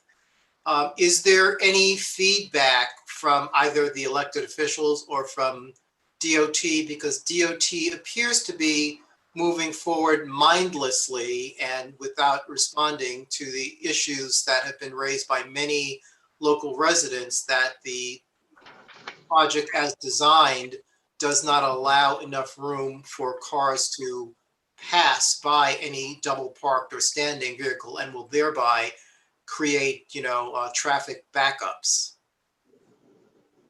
Yes, Wayne. I follow up as I promised to you during the District Service Cabinet meeting, and DOT said they're going to look into that. I inspected last Friday. I drove around there to check it out myself, and yes, in your area, the median that they're doing is a hard one with the curbs and everything, different to the other ones. And I see the bulb out at the end, like extended the sidewalk in the middle to show the pedestrian walk. They said that this is the safety reason. This is part of the Vision Zero program and design, and they continue. Around the office, they did it. And now they're forcing the drivers in many locations to make a right turn by doing a S shape. You need to swing to the left and then swing to the right in order to make a right turn. It happened in many locations. That's not the issue. No, hold on 1 second. When I just telling you what is happening all over. I saw your location. I told them they're willing to continue. I really don't know how to stop it. I know you want to stop it or change the Well, design. no, it's not that I want to stop it. The point is that I do not have a car, although I have to live with the noise that's generated by traffic that gets backed up. What everyone that has, complained to me has pointed out, the pedestrian safety issues make sense. Building the islands where there were no islands so that, if you are crossing at the corner, you have a place of refuge makes sense. But it is the hard median between the two pedestrian islands that doesn't make sense because it does not allow for a passing lane, which is a basic traffic consideration. And so that is what everyone has pointed out to DOT they need to look at, not to eliminate the islands where there's a place of refuge for pedestrians, but to allow for a passing lane. And if you look at the area, as you say you have, Edward Morgan Place, which is now is a minor 1 block long street, has greater capacity than Riverside Drive. The question is, this has been brought to the attention of Mark Levine's office and to the borough president's office, as well as to the community board. What are we doing to get DOT to actually focus on the problem that has been brought to their attention and not their explanation of what they're doing, which doesn't address the questions that are raised? But I think not all 83 of us that are participants tonight have the context of what the conversation is. And I think that he was just trying to do so that people understand that he has tried and he used the district cabinet meeting to communicate to DOT the emergency of the issue. And their response has been that they are trying to relook into the issue. And I think that Debbie Nabavian, our TNT person, may or may not have updates on the issue. And hopefully I'm wrong. I was just simply pointing out, Eleazar, that what Ebenezer shared, DOT has shared with others, and it's kind of like they're saying they'll look at it, but in the meantime, the construction continues without any changes, without any halt. So Debbie may in fact have more information. Would people like me to respond? Because I think maybe there were some emails that didn't get seen. Okay. All right. So any other questions for Ebenezer?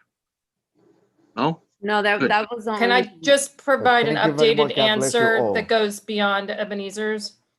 I think can you do that? Can you do that during your report? Do you mind?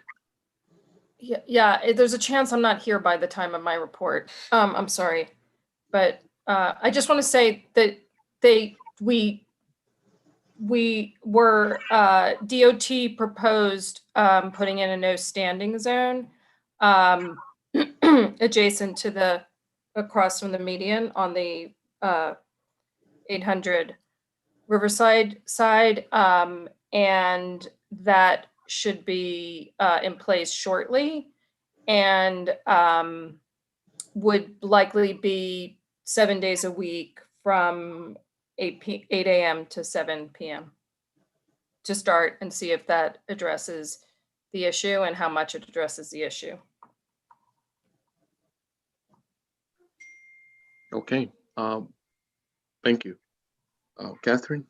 All right, thank you. So we have 12 very patient people who have stuck around for an hour and a half. Congratulations. Ready to talk during our public session. So they all know their numbers. I am going to go one by one. I just want to see, we also do have an update from the test and tracing program. I'm not sure if she's here still. All right, so Vivian Ducat. So let me backtrack real quick. So public session, if I let folks know, each speaker has 2 minutes. I'm gonna put the timer up on the screen. If you're having technical difficulties, please post on the Q&A when you're ready, and we'll come back to you on the list. If for some reason you have to hop off, it's 8 o'clock, we understand. Put what you wanna say. It's not ideal, but put what you wanna say in the Q&A, and we'll be able to read it out loud. And everyone who's on this call, There's 50-something board members and elected officials who will be able to see your comment. And, we'll follow up, especially in our next meeting. So I'm going to start off with Vivian Zucat. So if someone can help can you mute her? I'd appreciate it while I share my screen.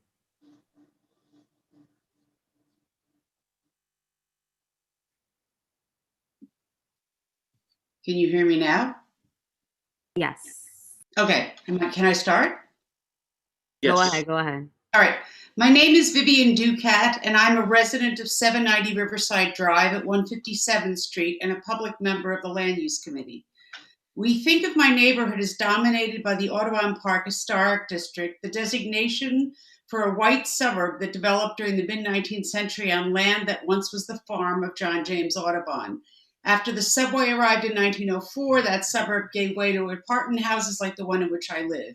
The area west of Broadway remained a segregated neighborhood until mid to late 20th century, depending on the policy of individual buildings.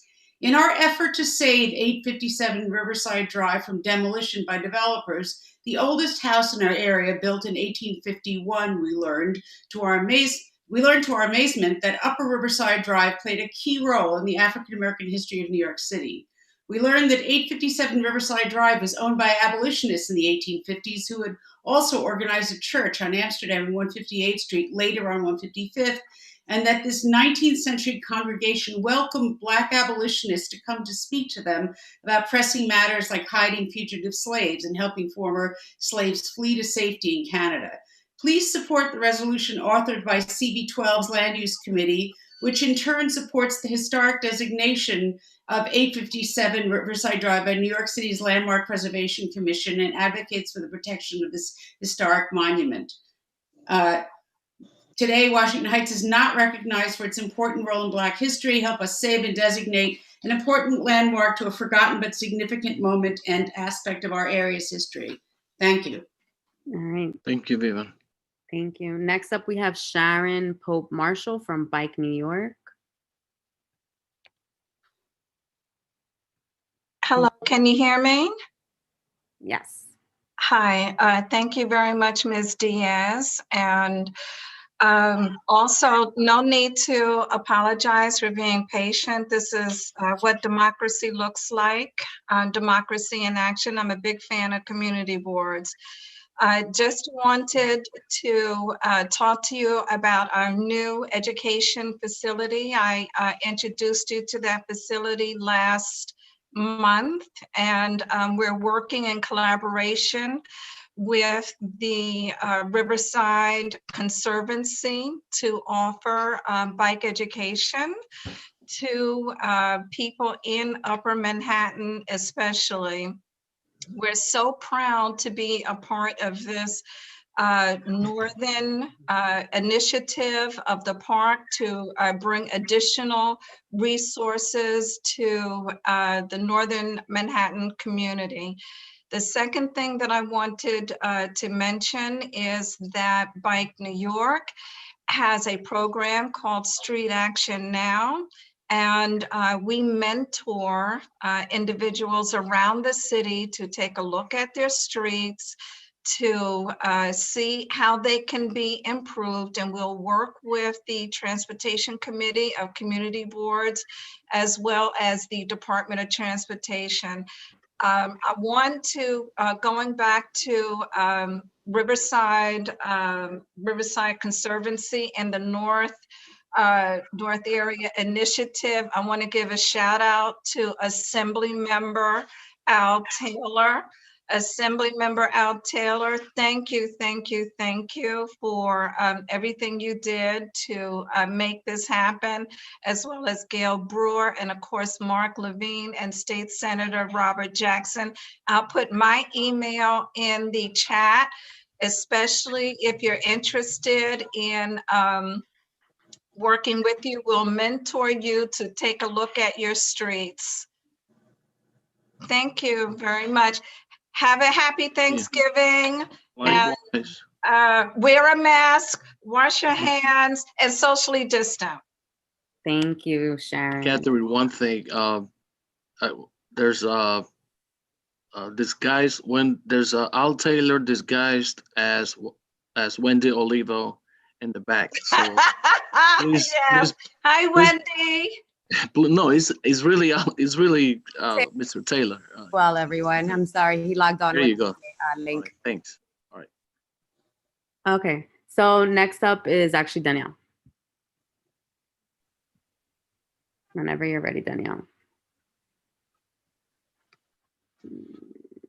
Where'd she go? Danielle, I'm gonna come back to you. Oh, wait. Here. All right, there you go. Can you hear me? Yep. Okay. I'm speaking as a resident of Inwood Dykeman and as a car owner. I'm also a member of the Public Safety Committee and plan to vote. No, against- no, this is out of order. What are How you? so? How so? So if somebody is speaking as like the president of a block association or the executive director of an arts organization, they can speak, but the 50 of us are all residents or business owners or whatever, and we can't speak during the public session because we're not the public. We're the board. members. Sally does that all the time. So, as I said, if someone is speaking on behalf of an organization that they are representing, so. That's okay. And that's Let her not true speak. because Is people that speak all the time about. reset her time and let her speak? That shouldn't be a big. Excuse me, point of order, Mr. Chair. Yeah. Just It turns out if the person who wants to speak is speaking for an organization, as Liz is correct, community board members speaking as community board members may not participate in the public session because, as she said, we're not part of the public. When Sally speaks, or in fact, when Liz speaks as, from her temple or whatever, they're speaking as a different entity. They're speaking with a different hat on. So if this community board member wants to speak as, a member, the president of some neighborhood association or something with a different hat, that's another story. But if she's speaking as herself, that is in fact out of order. I'm speaking as a resident of the community and as a Nope. car owner. Nope, neither. Yeah, okay. Sorry. Neil. So when the topic comes up, like that happened last month, so when the topic comes up, that's when you can speak to it. Yeah. So I'm assuming during traffic and transportation. So speaking of, next up is actually Sally Fisher. I am speaking on behalf of Friends of Inwood Hill Park, which is an organization I co-founded in 2015. We were honored to be one of the recipients of funding from the community board's win of the Manhattan Paper Challenge. We were joined by Community League of the Heights. I just wanted to report back what we're going to be spending the money on. First is a kickoff with a seed giveaway. The school children and the Dreamers have been planting milkweed throughout northern Manhattan. We will add wildflowers and other native species, which we want to get in the ground before the first frost. Second, and probably most exciting, is a community tool chest.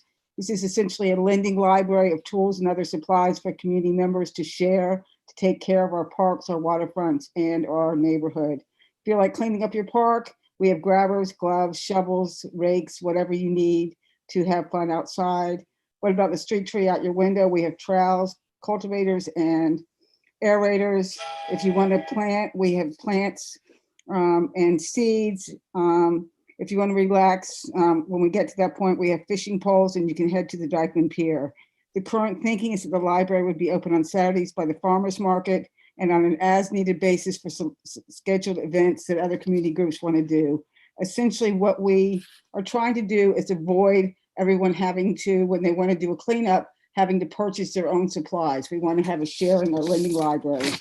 Finally, we will have a read aloud book series, read aloud on the Hudson, read aloud on the Forest. For those of you who know us, we do a lot of poetry reading, etc. And the difference will be we will record these and I'm we'll so fucking annoyed right now. I wrote out this whole thing and like signed it. broadcast them on our website. Danielle, you're not on mute. And poetry readings, etc. So that's essentially what we're doing. We really appreciate the honor of being awarded the funding, and we look forward to working with the community on making our community even more sustainable and better in the future. Thank you. All right, thank you, Sally. Next up, we have Leslie Doyle.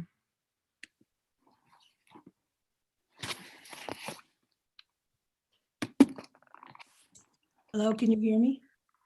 Yes. My name is Leslie Doyle. I live at 790 Riverside Drive, and I'm a member of the Upper Riverside Residents Alliance. In addition to urging support of the resolution by CB12's Land Use Committee to preserve 857 Riverside Drive as a New York City landmark, I also want to highlight the further importance that the resolution itself represents. I see it as a prescient line drawn in the sand. For nearly 60 years, I lived in Chelsea, traditionally a diverse and affordable neighborhood on west side of Manhattan near the Hudson River. But during the last 25 years, the mega development that has overtaken Chelsea can be seen as an urban cautionary tale. Beginning in the 1990s, tattered remnants of Chelsea's once busy waterfront and industrial past became attractive as inexpensive real estate. Initially, piers, warehouses, and factories were purchased by enlightened developers, some of these resulting in stellar examples of adaptive reuse like the Chelsea Piers and Chelsea Market. Others became world-class galleries, and a long-abandoned freight trestle was transformed into a park now known as the High Line. While a certain amount of development can enrich a neighborhood in many ways, what began as a healthy redevelopment of neglected properties eventually became a tsunami of overdevelopment that we simply couldn't outrun, and we did try. The tsunami ultimately washed away much of the character and affordability of the neighborhood. Chelsea didn't see it coming or draw a line in the sand.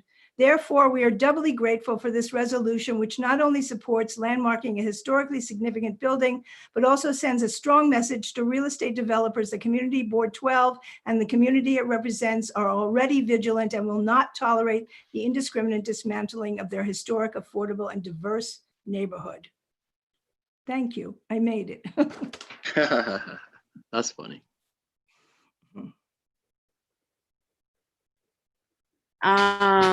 Next up is Luisaura Emiliano.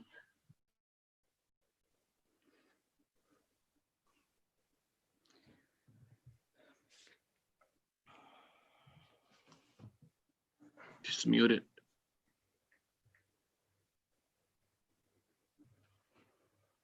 Hello, ¿me puede oír? Hello. Sí, se escucha, sí. Gracias. Mi nombre es Luis García. Soy el presidente de Nano Printing, localizado en el 508 West de la 181. He visto en el internet que el 2 de febrero de 2020 se trató en la Junta Comunal un tema relacionado con la construcción de una escuela en el local donde yo tengo el negocio.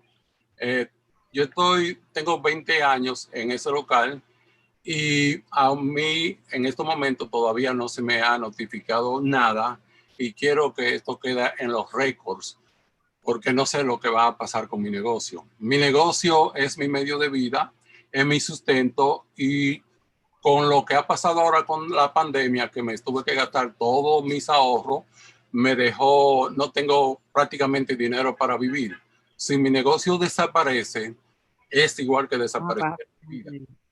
Como el Community Board es la voz de la comunidad y son una persona completamente imparciales, quiero que estén informados de esta situación porque en realidad estoy muy nervioso y todos aquí estamos muy nerviosos por la situación que podíamos enfrentar y como mencioné anteriormente, no tengo ninguna notificación de lo que está pasando. No sé lo que va a pasar porque las informaciones que yo tengo la he conseguido en el internet, lo que he hablado, pero en realidad oficialmente no sé lo que está pasando. Gracias. Oh, Catherine, would you like to take a quick translation time? Catherine. Yeah, hi. Yeah, can you just take a quick? Hopefully second starting next translate? month, we can do simultaneous translation. So I will do my best. Sure. His name is Luis Garcia. He is the president of Nano Printing. He learned on the 2nd of February that the school building, which is the Wynn Charter School, was going to be built there at that location. He has 20 years at that location and does not know what will happen to his business. He spent all of his savings in the middle of the pandemic to sustain his business and does not know what the next steps will be. And so he's hoping to receive some answers and bring this to the attention of the board. Again, that was not a dual interpretation. I apologize to the folks on the board who did not capture all of that language or information, but I'm happy to clarify. And if something got missed, somebody can jump in. Right. Could have done it, but I was just glad to give you if you still sharpen up your Spanish. Anyone, who's the next person? Cesar, you may want to mute yourself.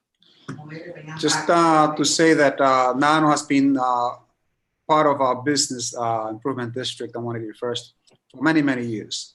And we hope that when the new school comes in, that there'll be a dialogue with the property owner to see what remedies can be given to Nano Printing. I think is fair.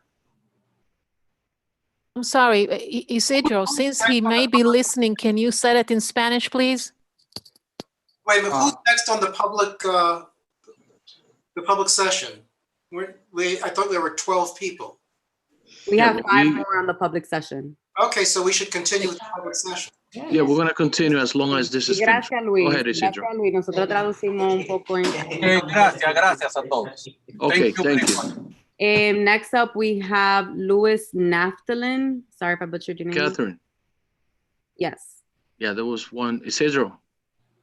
He already spoke. He already spoke? Okay, Yeah. I didn't hear him because there was It's some noise okay. in the background. So it's Lois Naftalin. Okay.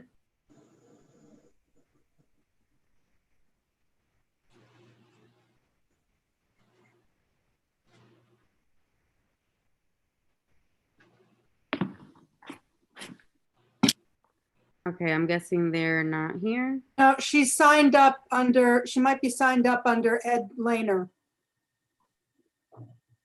I see an Edwin, but I don't think that's that. I'm gonna keep moving just because of time.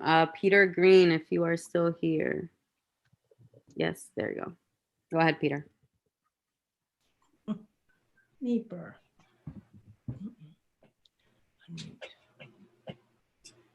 Peter, you just have to mute. Can you hear me now? Yes. Can you see me or not? Oh. Okay, whatever. My name's Peter Green. I'm a resident of 870 Riverside Drive and the founder, along with Leslie and Vivian, of the Upper Riverside Residents Alliance. We started this when we first heard that the house at 857 Riverside was going to be sold and possibly developed into a 13-story tower. The more we looked into it with the help of a wonderfully brilliant writer named Joe Amodio, who lives in the River Arts, we discovered that it was really the center of something nobody knew about, which was an abolitionist, anti-slavery, and Underground Railroad-related colony in Upper Manhattan that had fled the pro-slavery leanings of Lower Manhattan. The house, unbelievably, it's a little ugly right now, but is still there and almost entirely intact. This is an extraordinary monument in our neighborhood.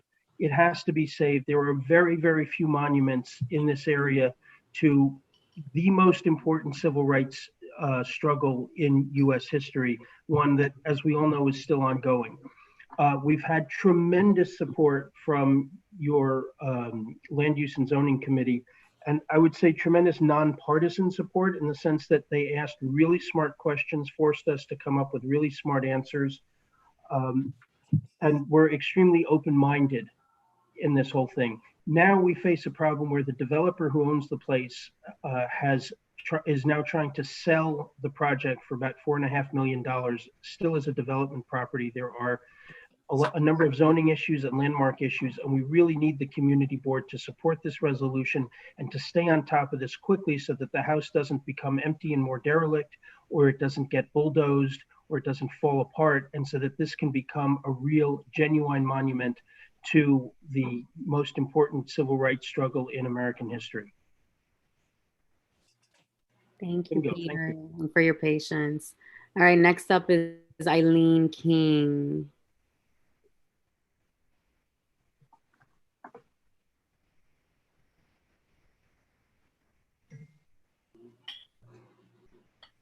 Eileen, if you can unmute yourself, please. I got it.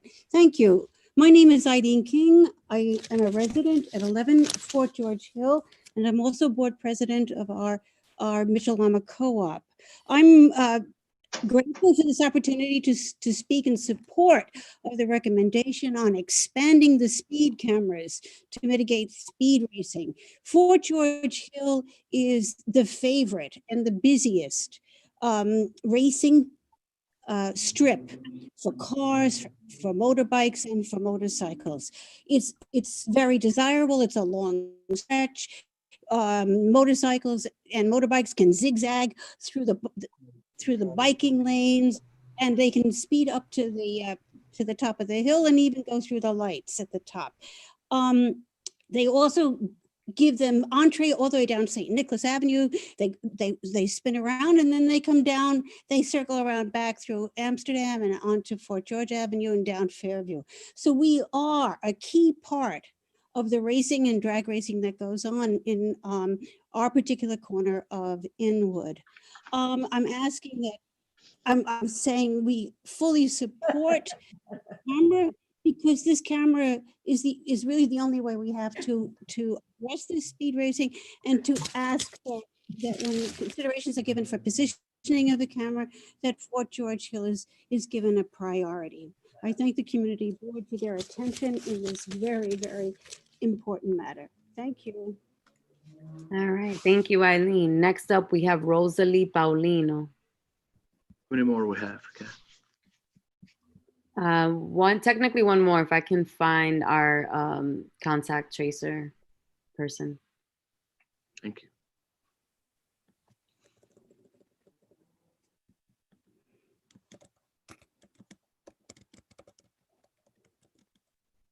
All right, so is Zadie still on the call? Zadie? I don't see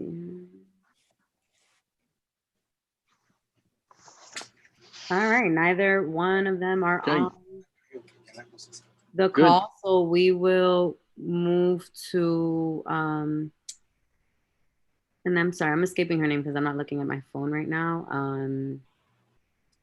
Eliezer, the person for the test and tracer program that was here tonight, is she still on? She's there. I think she's there. Her last name is Valentin or Valentino. I'm sorry. Lorianne Valentine is her name. Lorianne Valentine. Thank you. Is that she? Thank you, Natalie. All right, I guess she's not here. So Gail will speak to that.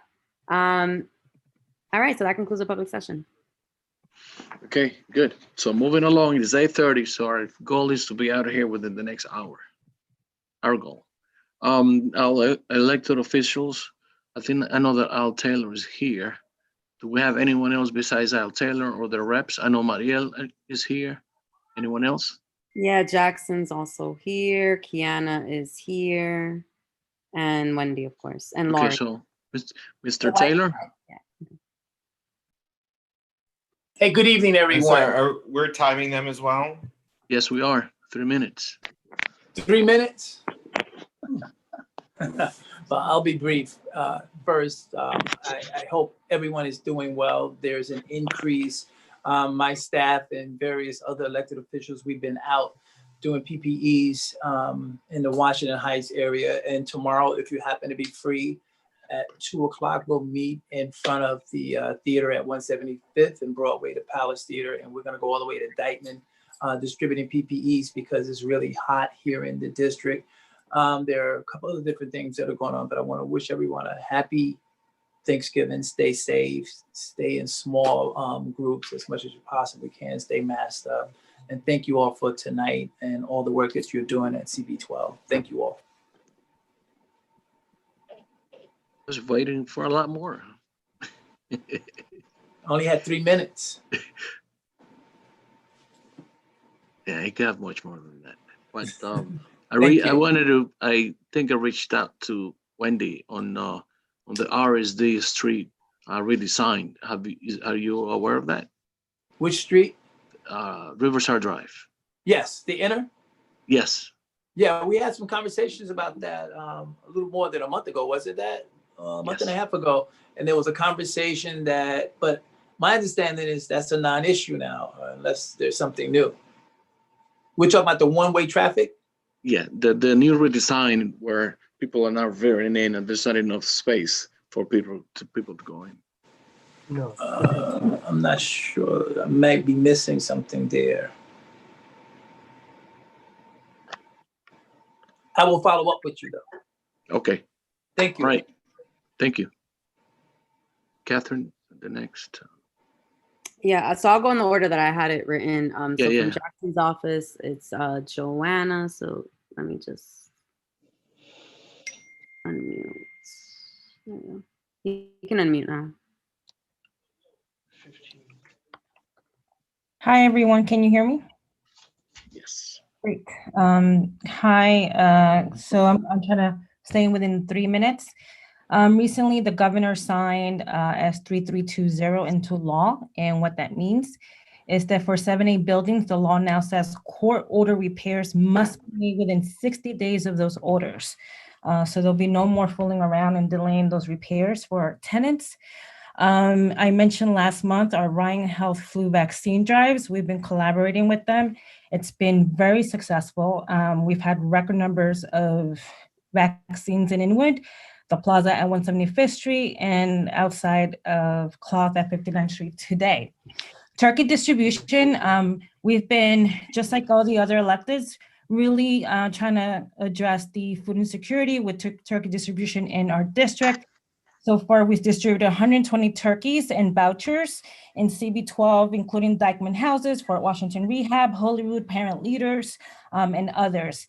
And of course, we've been doing PPE distribution, as Assemblymember Al Taylor has said. We've been collaborating with other electeds all over CB12. We're trying to get a micro testing both at City College as well as at the 181st Street corridor, as well as self-testing. We, of course, want to make sure that everyone wears a mask. That goes without saying, but I also want to mention and celebrate that we had a supermajority in the Senate, which means that there's going to be great changes to be expected by our state Senate. That means that we have a good chance of raising revenue, which will be really good in delivering economic relief for our city and our state.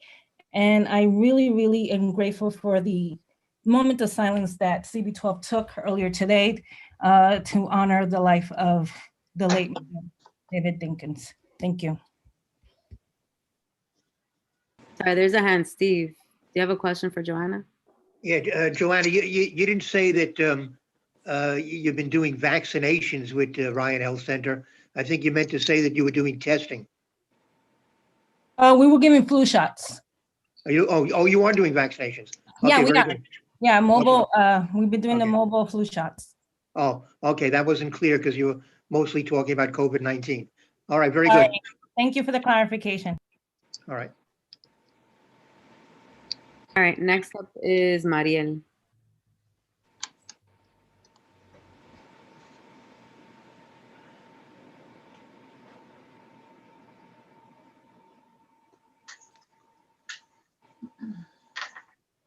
Ariel. She's one of the panelists. She cannot mute herself. While she does that, we'll move to Kiana. All You right. said hello? Yeah, go Okay. ahead, Mariel. Hi, everyone. This is Mariela from the New York City Comptroller's office. I'm glad to be here today. I just wanted to make a quick announcement. Well, a few things. Thank you so much for everyone on the board for all of the work that you do. It's not only important, but I think we're going to a space in which people feel represented, and I appreciate that, especially as a community resident. And I also wanted to mention that the Comptroller has done a lot of work throughout the past few months regarding education. So he continues to push and give ideas for ways that we can support homeless students and students of color or students in poverty in general to ensure that they have Wi-Fi in their homes. What if it may be a hotel, which is a shelter, and their own like homes as well. And we have reports on that. And I also wanted to mention, Paola sent it out, so thank you to Paola.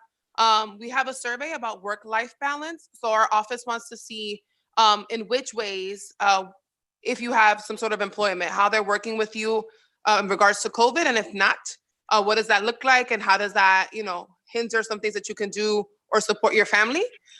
So again, I would love for folks to not only fill out the survey, because we want to make sure that we have representation from people all over the city, but also to share the survey all throughout. And I know there's some folks here.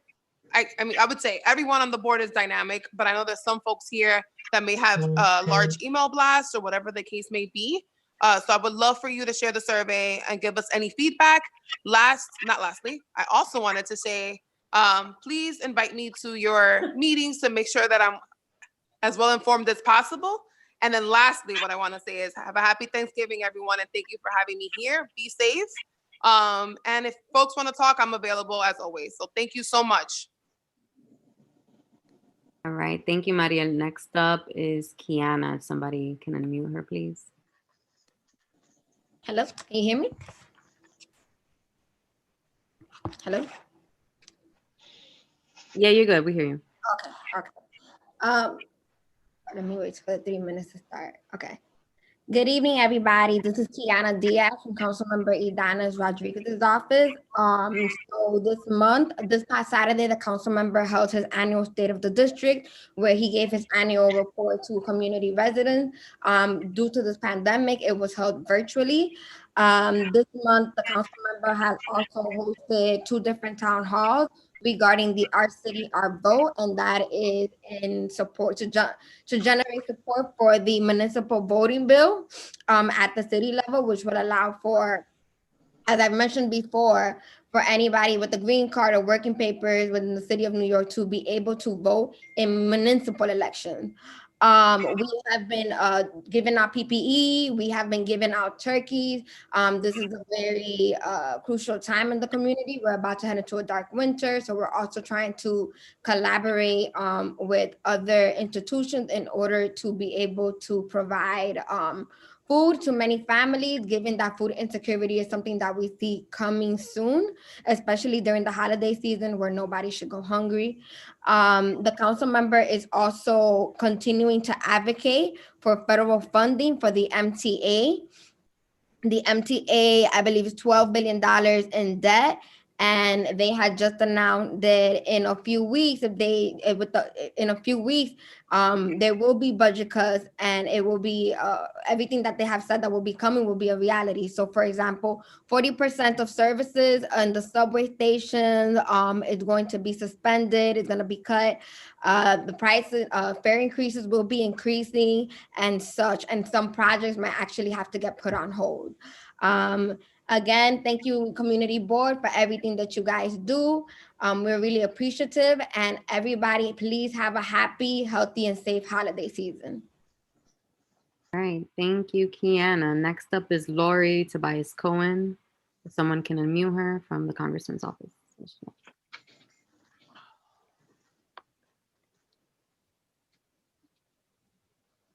All right, Lori, you can unmute yourself. Yes, do you hear me? Hello? Yes, we hear you. Okay, good evening. Before I launch into some information about the extremely productive season that Congressman Espaillat has had, I want to bring to the attention of the board that we have a testing site at Bethune Gardens, and this is Mondays, Thursdays, and now Saturdays, 10 to 3, no appointment needed. Flu shots are also being done there. The COVID testing is completely free. The flu shot needs some kind of insurance. Okay, so like our other political colleagues, we have been hosting turkey giveaways and other, flu shot clinics in other parts of the district. And of course, we will continue to do so. So I want to bring to your attention that Congressman Espaillat was invited on November 20th to address the full House of Representatives on the issue of his desire to urge action to address disparities of COVID-19 and the unique deadly impact on minority communities. He was invited to do this as a representative of the Hispanic caucus. He goes on to say, the phenomenon of COVID-19's unbridled spread throughout the US is a serious one, But there's an even more serious phenomenon taking place. That's the alarming disparate impact on communities of color, and particularly Hispanic communities. The racial disparities have been clear as day. Studies conducted in June bore out statistically what I've seen on the ground with my own eyes, and that is the enormous disparities between the death rates for people of color and for the general population. And he talks about how the expansion of the Affordable Care Act should be one element in the efforts to mitigate this terrible, terrible disparity. In addition, the congressman passed legislation. It's a bipartisan bill to boost security funding and cooperation in the Caribbean. The congressman is becoming an expert on what he calls the fourth barrier, which is the Caribbean basin.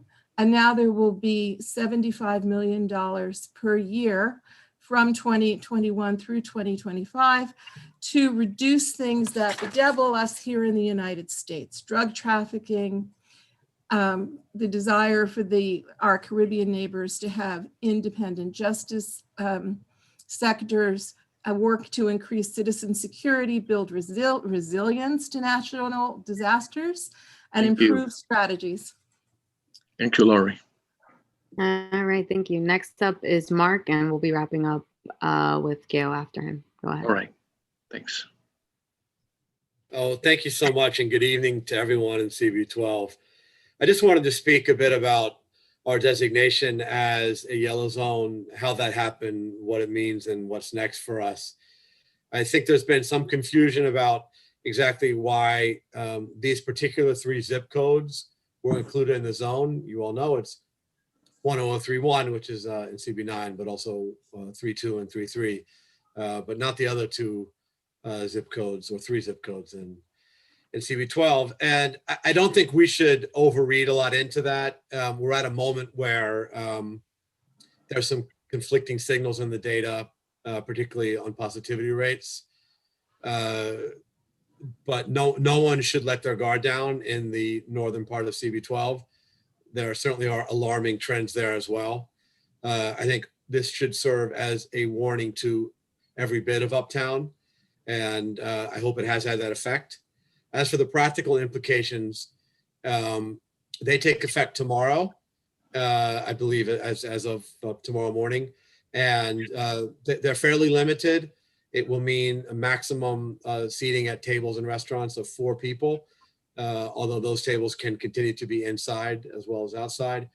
There'll be a limit on gatherings of no more than 25 people, both inside or outside. I will say that I think all of us have attended gatherings of more than 25 outside in recent weeks and months. So let's be a little bit more mindful of the size of crowds, even in outdoor gatherings. And there's some smaller limitations as well. Again, this is really, I think, best seen as a warning. And I think we should be sober about the possibility, and I would even say probability, that our community and really all of New York City could soon move to an orange zone, which has many more practical restrictions, including a pause on indoor dining and a closure of gyms and salons and all sorts of kind of personal care services, like tattoo parlors, et cetera. Not sure if we have any of those in CB12, but this is a much more serious step. And one that the governor has signaled he will announce if and when the positivity rate citywide, according to city data, reaches 3%. We're at about 2% in city data, in state data citywide. So I see my time is up. If appropriate, I'm happy to take questions. I'm sure you have a very crowded agenda. But suffice to say, this challenge is growing uptown and citywide. Our cases are growing uptown and citywide, doubled just in the last 14 days. And we've all got to be extremely safe over this holiday weekend. Please, everybody, This is not a time for travel. It's not a time for large gatherings. I know that's tough, but we're in a really challenging moment for New York City in this pandemic, and this is the time for all of us to take precautions. So I'm going to pause there. Thank you, Mr. Chair, and thanks to all the CB12 members and public. Thank you. Thank you, Mark. Gail? Yep. Well, thank you very much. Couple of issues. Number one is I'm very supportive of 857 Riverside Drive, so thank you for being on it. Second is the community board applications for those who are upping, and I hope you all are, and new members is February 1st, 2020. It sounds like it's far away, but it's not so far away. And then just in terms of budgeting, I have a feeling that the mayor is going to have a lot less capital budget in the 22 year than he has now, and we are a percentage of that. So I can't say we're going to have a lot. And we are going to try to finish up projects that we have started. However, I want people to know that the information sessions, the actual application is not due till February, and it's all on our website. But we're doing a school information session on December 8th at 4 o'clock. And for nonprofits like cultural, it's going to be December 10th at 11 a.m. And just to, talking about schools, as you know, I've been fussing about their technology for years. We have $15 to $20 million sitting in the bank that I can't get DOE to spend. We got the controller to get rid of a Directive 10 that said you have to have individual devices attached to a networking. We got rid of that. But now the School Construction Authority and DOE have other challenges that they're putting in the way. And meanwhile, so many kids do not have the devices. So just so you know, we're working on it, and I'm super irritated. I do want to say that we've all been working together. I know that some member Taylor and I have been up and down the avenues, both on Board 9 and Board 12, 3-2, 3-3. Today we were in front of the very, very, very fabulous Comptons with one of your wonderful former board members, where he gave us a tent and support and chairs, and he health and hospitals went out and gave out material. We've done the same thing. We have some testing that's going to be coming up, micro testing, because our staff is going to be trained so we know how to do it. We did some in front of Dwayne Reed on Dykeman, but I have to say I had to go buy pens for the Health and Hospitals Corporation because they had no pens. And today they didn't have flyers, they just had masks. Guys, you got to get your stuff together. Yeah, you know, you can't do it halfway. I get sick of it. Public realm proposal, we're still pushing that. That would mean that there would be somebody in the city who would know all the different agencies on the street, small business, MTA, Department of Health, etc., so that you are coordinated. And I just finally want to say that we have to do, you know, a lot more on the testing. So we did send a letter. All the elected officials signed it to all the hospitals in Northern Manhattan, including Ryan. I know they're great, but they're not doing testing of COVID. We need more testing. You can't wait 2 hours in line and think that you're going to be tested and go ahead and do it. I appreciate all the pop-ups, but we need constant testing. Thank you very much for all that you're doing. Board 12. You're the greatest. How do you tell your boss that your time is up? You just don't get to say that very often. Or you're fired. Thank you, Eleanor. Thank you. Thank you so much, both of you, Gail, and every elected official. And Congratulations to your representative. scholars too. That's a big deal to your scholars. Congratulations. Thank you very, very much, Catherine. I don't know what That the hell is- else I don't know what the hell else I would do without you. That's it. It's 8:48, so we can move on to licensing. Yeah, Cesar, I know you're having a blast in DR, and I couldn't. If I thought higher of you before, now I think even higher of you. You're a gem. You're a gem. So, and I like those flowers that you had next to you. So put them back. It's been over a year that I've not taken a day off, but I'm here, happy to be with you on this meeting. Very happy for the work that the licensing committee has produced. As you know, these are very difficult times, as we all know, but I think that we are working really hard together. We are a very cohesive group, and I like the leadership that is taking place with the help with Ashley Fernandez doing the minutes. And also Leo Jimenez also stepping up to write the resolutions. It's a teamwork, and you know, this is what community is all about, right? It's about teamwork. So I'm really happy to be part of this.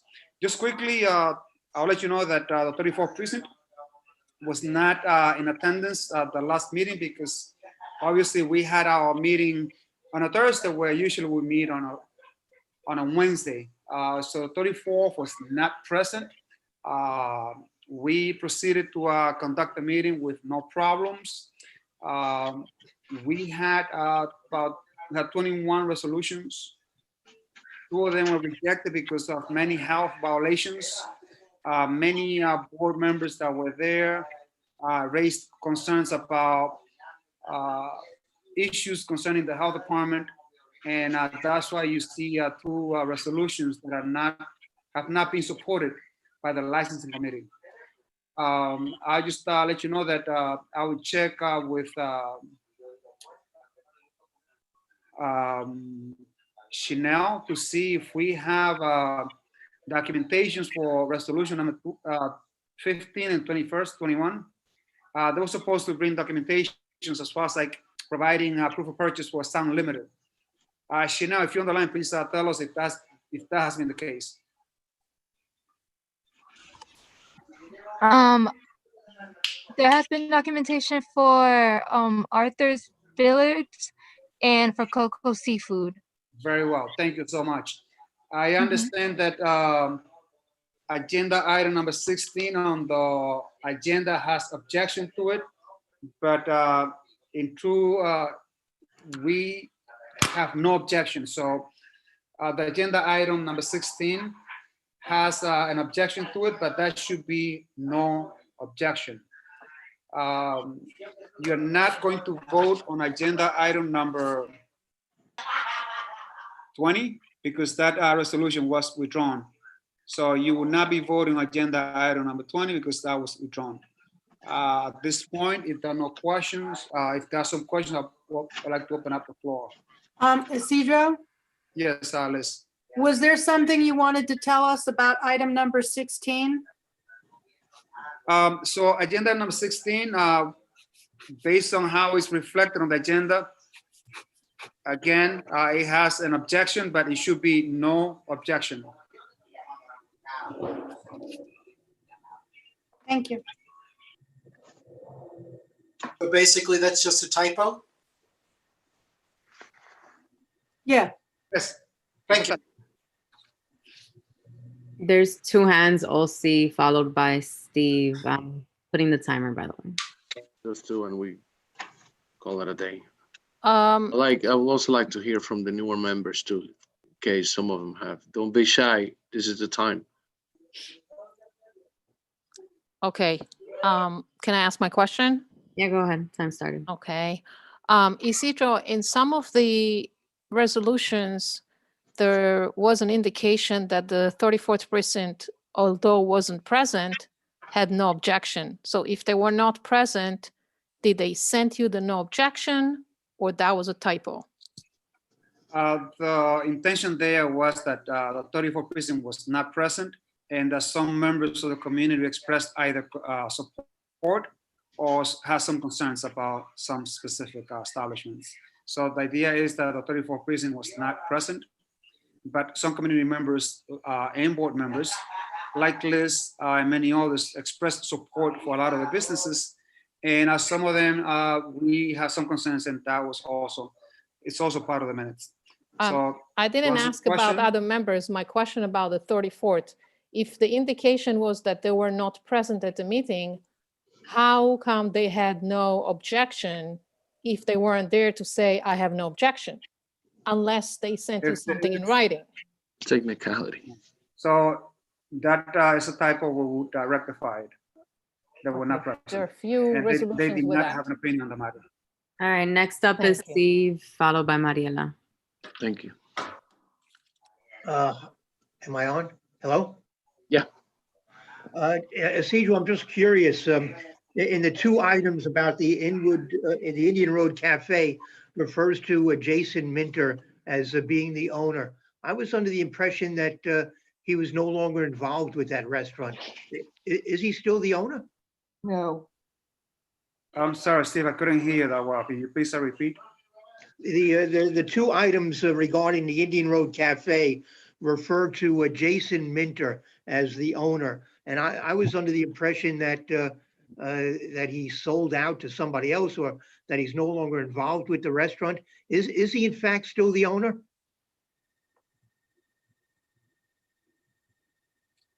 Yeah. Please, make Yeah. the comment. Jason is still the legal owner. His name is still on the corporate documents.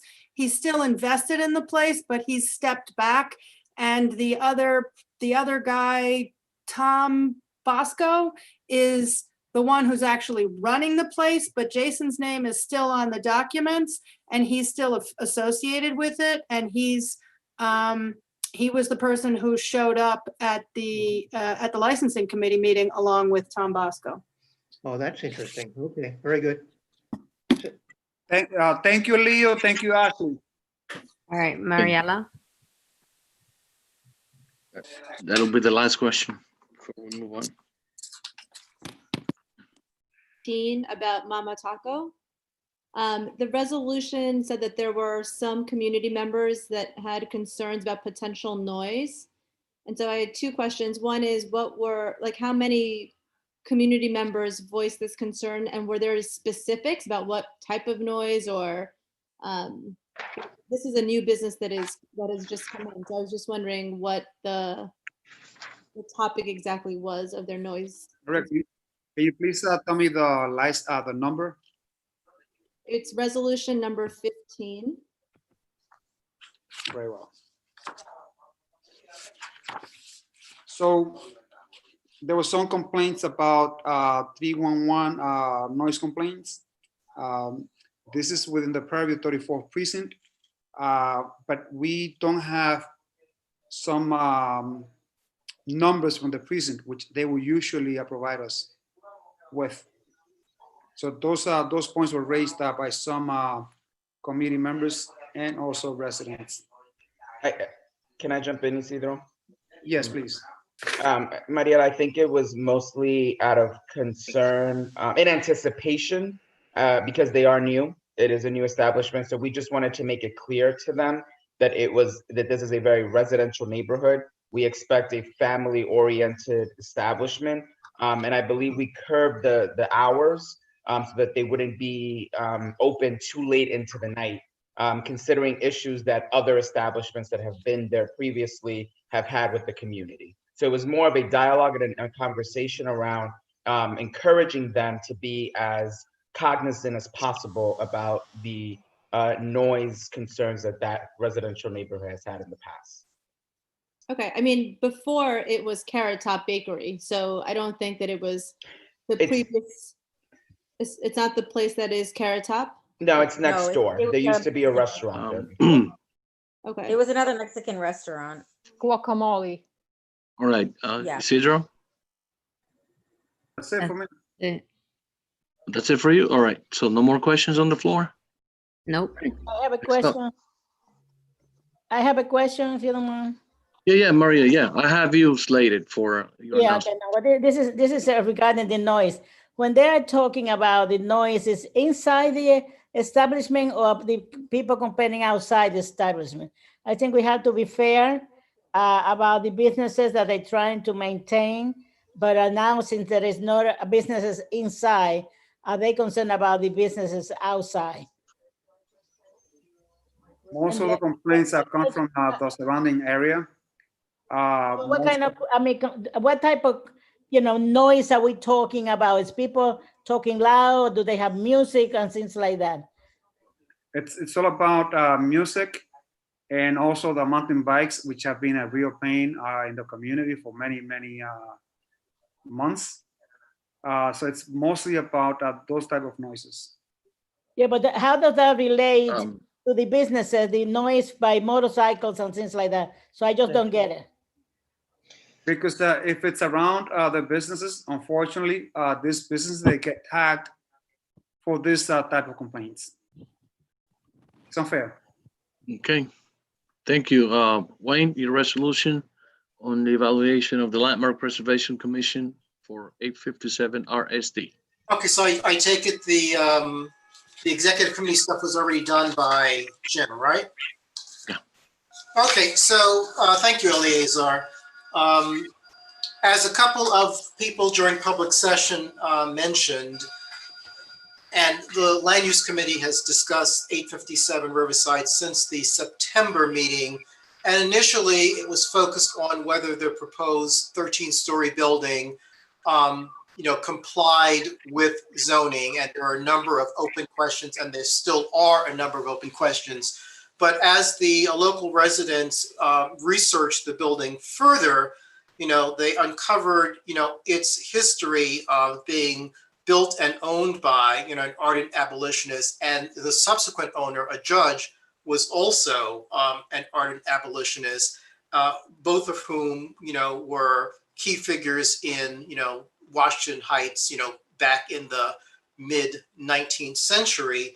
And the landmarks preservation law, although we typically think of it as pertaining to the architectural merit of a building or of an area, it actually speaks to the architectural, historical, or cultural significance of a building or an area. And this building, 857, being, the last existing building of what once was an abolitionist colony up here in Upper Manhattan, is something that is very important. And as they pointed out, it's also a bit of history that I don't think any of us knew anything about. The history of abolitionists in New York City, there are locations in Brooklyn or in Lower Manhattan that are celebrated, but nothing in Upper Manhattan. And, as we look at equity and inclusion in, planning, we also need to look at equity and inclusion in also what is recognized in terms of historic preservation.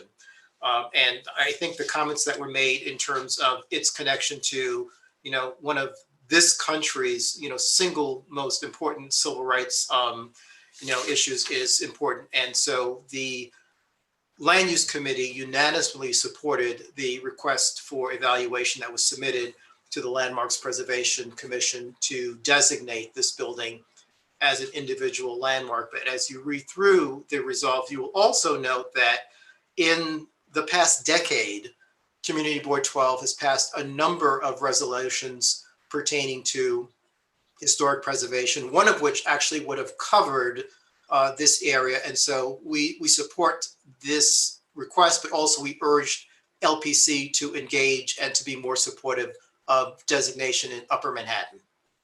Thank you. As the time expires, any questions? Are there any questions? Yeah, Wayne barely ever gets any questions. That's not true, but I think the people who spoke during public session made some critical points, and maybe that's why there are no questions. Yeah, great. Liz, floor I is just yours. want to say thanks, Wayne. Your reso was a riveting read, and I appreciate your work on this and the work of the committee and the public testimony that came before this. On behalf of the committee, thank you very much. Back to your report, Liz. Or your resolution. Okay, so before I give my report, I just want to give a shout out to Julissa Reynoso on being named Chief of Staff to incoming First Lady Jill Biden. Washington Heights represent. So proud. In terms of Parks and Cultural Affairs, I encourage you to read the minutes. I will not repeat what we did there because there was a lot going on, so you have it to read. We have our next committee meeting. We are going to be discussing the renaming of Bennett Park for reasons that are made quite clear again in the minutes. And if anybody would like to help me and help the committee get the word out so that we can increase attendance at that very important meeting, the office was very helpful in getting me a draft flyer. So speak to me offline and we can maybe have a flyer posting party. In terms of the resolution this month, we had a very thorough and comprehensive presentation from the Parks Department on their plan to make some repairs to the retaining wall in Amelia Gorman Park. For those of you not familiar with it, that is the park that is across of Broadway from the Ortiz Funeral Home and then extends up the hill. And there's an upper plaza on Wadsworth Terrace that is supported by a retaining wall. The upper plaza is open. The lower Broadway area has been closed due to a retaining wall collapse in 2017. I think the reso really speaks for itself. It's pretty uncontroversial. Are there any questions? Steve. I just want to note for the record that Julissa Reynoso is a former member of this board. Yes, she is. Yes. Okay. The questions very on the much. floor. Thank you, Curtis. A resolution on the existing speed cameras to mitigate speed racing. Alrighty, thank you very much. Before I get started, I want to just acknowledge that our beloved Captain Bello has received a promotion also. He was promoted to Deputy Inspector. So I want to just thank him publicly. He's been a great ally of our committee, and we don't always agree, but he's shown that it's possible to hold our law enforcement accountable while also building a relationship and a strong relationship with our precinct. So thank you, Captain Bello, for your work. Hopefully we don't lose you, but I'm happy to see that you are moving up the ranks. So our resolution this month is pertaining to the Furious Act. We had a presentation from Senator Brad Holman and also the co-sponsor of that legislation, Robert Jackson, on the Furious Act. Obviously, we have had a lot of concerns and comments about speed racing in our community the past few months. So this bill that's currently being proposed by the Senate is to mitigate speed racing in our community by expanding the current use of speed cameras.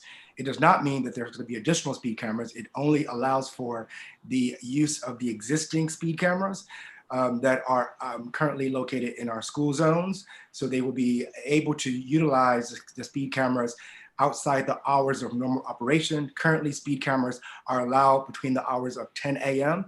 and 9 p.m. Monday through Thursday. So this legislation, or the Furious Act, would allow for cameras to be used 24 hours and also through the weekend. There were concerns, obviously, of surveillance issues, so I tried to bring awareness of our concerns. One of my committee members had concerns about agencies, the federal agencies such as ICE, using surveillance cameras in communities across the country. So I did add language that speaks to that concern. And as you see in the resolve, I've urged the current sponsors of that legislation, Senator Jackson, as well as Assemblywoman is co-sponsoring it in the Assembly, to make sure they dot their I's and cross their T's as it pertains to giving access to federal agencies in that regard. And lastly, the last resolve speaks to our desire to maintain authority in making recommendations as to which cameras are going to be utilized. So right now, the legislation does allow for the community board to make recommendations through a public hearing process. So we want to maintain that. So I just added that resolve just to show our deep concern that we're better equipped to say which cameras should be turned on based on what we're hearing from the community. That concludes my report. Refer to the minutes for everything else. Are there any questions? Yeah, Danielle, and then Wayne. And Can I make comments, or does it have to be a question? Or comments? I'm not sure, but sure, go for it. Kathy / both. yeah, it could be whatever you want. It's your time. Yeah, just make that 3, Catherine. It's 9 o'clock. So can I read my short statement that I prepared that I was going to originally read during the public comment session? Yes, you may. Okay, so I'm speaking as a resident of, wait, can you hear me? Yes. Okay, I'm speaking as a resident of Inwood Dykeman and as a car owner. I'm also a member of the Public Safety Committee and plan to vote against this resolution, not because I disagree with the content, but because I feel we need to take a step back and look at the problem in a more holistic way. I understand the concerns around speeding, drag racing, and noise, especially at night when folks are trying to sleep. I too experience the loud noise from my apartment. However, expanding camera use in school zones or adding more cameras generally doesn't seem like the most tailored approach. Cameras are invasive and paternalistic. However, putting that aside, we don't know enough about the problem to decide that expanding school zone cameras in arbitrary areas is necessarily going to solve the problem. For example, is there a direct relationship between speeding and noise, drag racing and noise? We don't know. I personally seen cars make a ton of noise from just briefly pressing on the gas pedal. Furthermore, the NYPD has indicated that many of the folks that are speeding or using illegal paper plates or don't have any plates at all, for example, with dirt bikes. In other words, this policy might most directly impact working class people who are already financially strained by COVID. So some potential ideas, just throwing them out there, are if there are areas that we know for drag racing is occurring, why not think about a traffic study like we usually do, or installing temporary cameras in those locations, or stationing police vehicles, or even installing those speed readers with decibel meters in various locations. So I just felt I've given this a lot of thought. I didn't want folks to think that I was anti-public safety, because I'm very much for public safety, but I just have concerns around expanding these cameras because I don't feel that they're really addressing the main issue, which is noise and drag racing. And I'm also concerned about increased surveillance, especially in communities of color where we have a lot of I believe your time is up. All right, that's so if you allow me to comment, respond, this is not about, it's not about noise, it's only about speeding. So this particular issue has nothing to do with noise. There is another whole nother legislative effort about noise mitigation, but this is only about speeding. And the resolution, the way it's written, does not say that we are in support of the Furious Act. If you read through all the whereases and all of the resolves, there's not one sentence that says we as a committee board support the Furious Act. I wrote it deliberately with that in mind, because I did not want to advocate for a particular legislative piece of legislation. We were advocating for, the legislation speaks to, it advocates for our elected officials to go back and make sure that they're crossing their T's to make sure that there's not additional surveillance. And then the last resolve speaks to, we want to make sure that we are responsible and have the control to make recommendations. So the resolve does not say anything about us supporting the Furious Act. Yeah, I was commenting both on the There's no expansion- room back now for back Yeah. and forth. Sorry, Danielle. Next up is Wayne. And sorry, I had 3 minutes instead of 2, so. Right, so Curtis, first of all, thank you for the resolution. And my comment is rather minor. I understand the intent of the resolution. I would suggest the two resolves should be reversed. Because I think the second resolve, which clearly says that CB12 supports the legislative intent to mitigate speed racing on New York City streets, and that's also an issue down here on Broadway in the Lower Heights, day and night, not just at night, day and night. I think that is the primary or the first resolve, and the second resolve should be that we are asking the legislators to make sure they cross their T's to make sure that there isn't coordination with other agencies. But I think the intent of the legislation to do something about the speeding should be the primary resolved, and just reversing the order would do that. I agree. Okay. Tanya.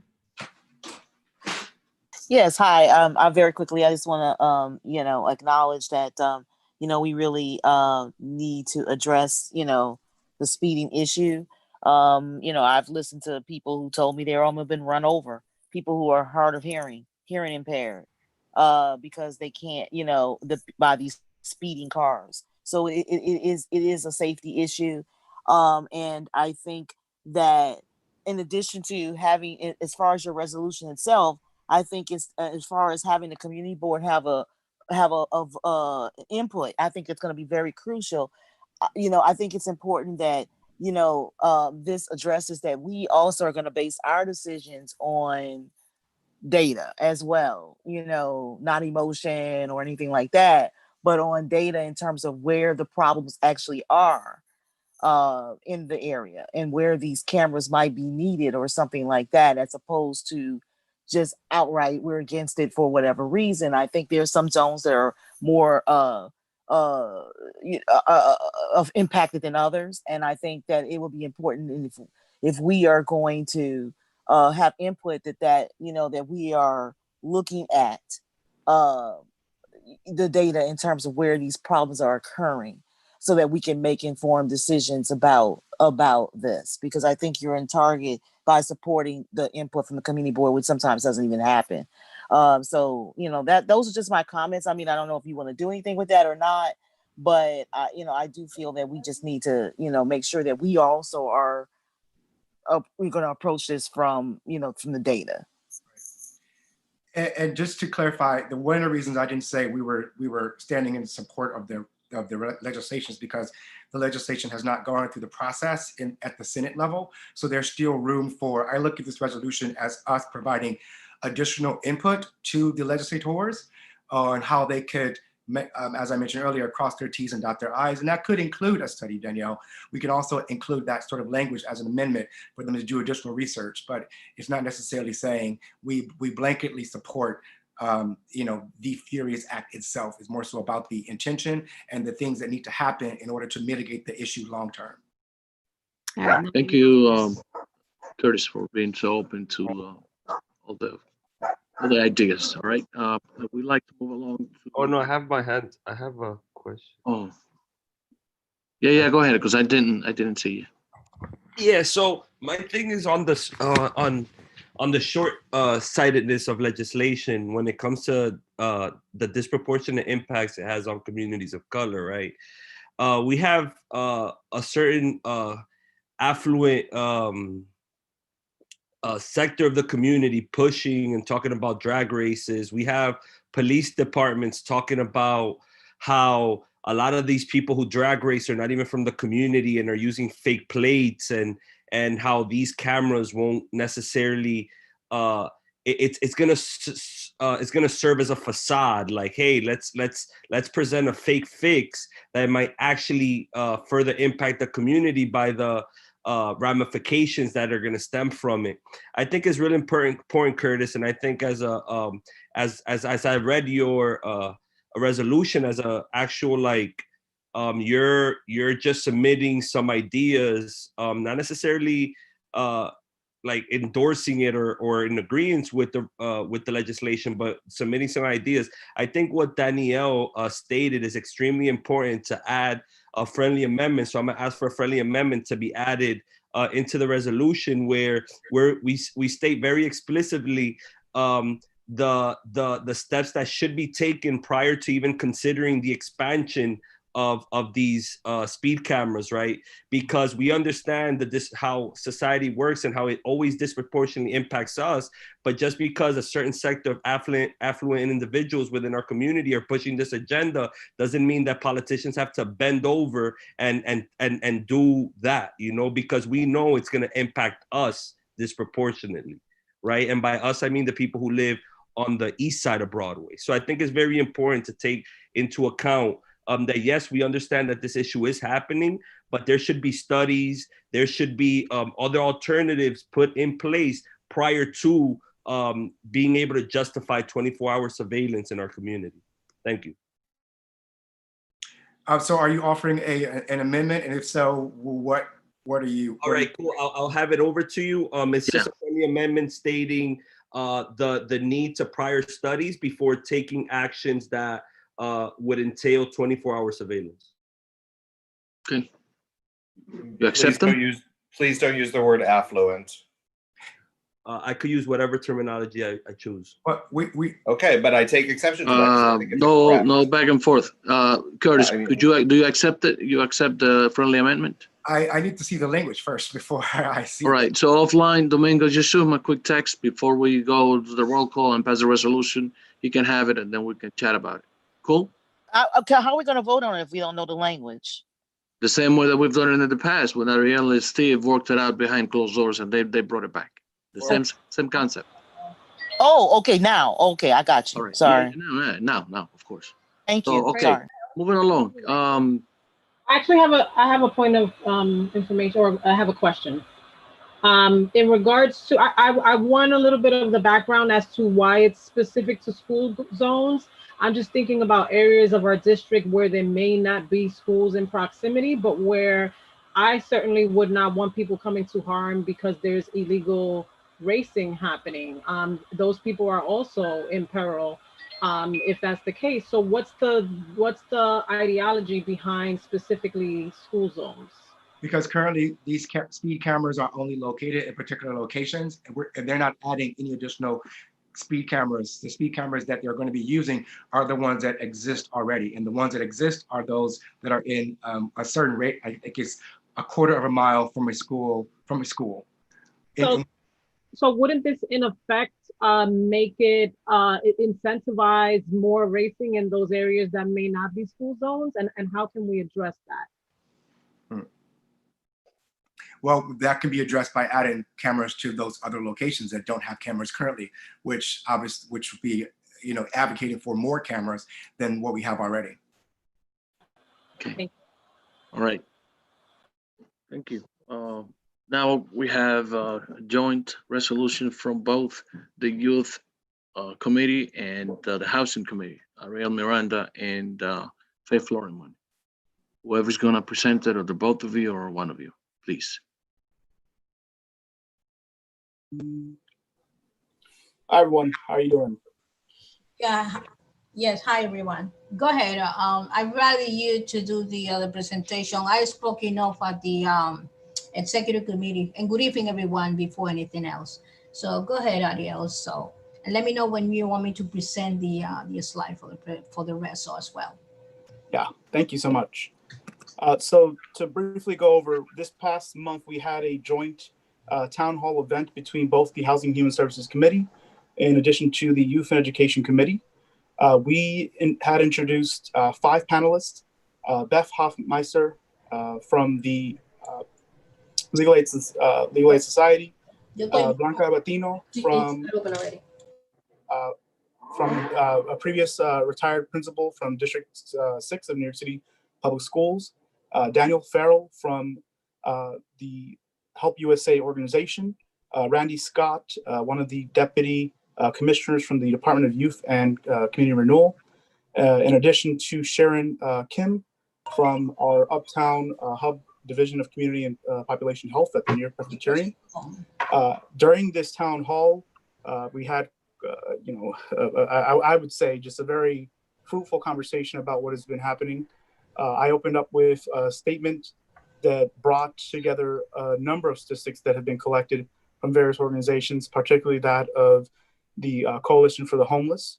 And towards the end of this town hall, we wrapped up thanking our panelists for participating, adding a lot to the conversation that we have been definitely seeking for some time now.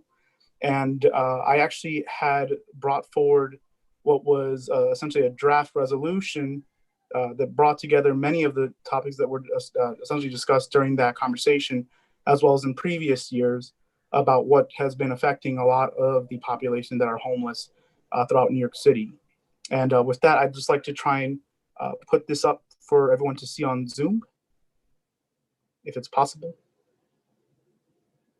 So should I present it now, Ariel? Yes. All right. Let's see. Time in the Senate. We have 1 more minute, guys. Host disabled. It says the host disabled participant is screen sharing. So I guess that maybe Catherine can do it. I'm trying to share the document, but when it says that a host disabled participant is screen sharing. Yeah, just present it then, because for the sake of time, it's already 9:20. So I guess for just timing, you got it? Yeah, but it's not allowing me. The host is not allowing me to. Okay, so to put them on your screen. I'll just highlight a few of the things that we specifically asked for in the resolve. Was calling upon Congress to enact the HEROES Act, passed by the House of Representatives, that sets aside $100 billion in emergency relief. We called upon the state of New York to accelerate the pace of production of 20,000 units of supported housing, pledged by Governor Cuomo. We also called upon the state to implement the Home Stability Support Program to create a state-funded long-term rent subsidy for households receiving public assistance. And I'll also just mention very quickly that we also called upon the city of New York to accelerate its own timeline for the creation of 15,000 city-funded supportive housing units, essentially ensuring that there's an effective reentry plan with the state of New York for people that are leaving state prisons.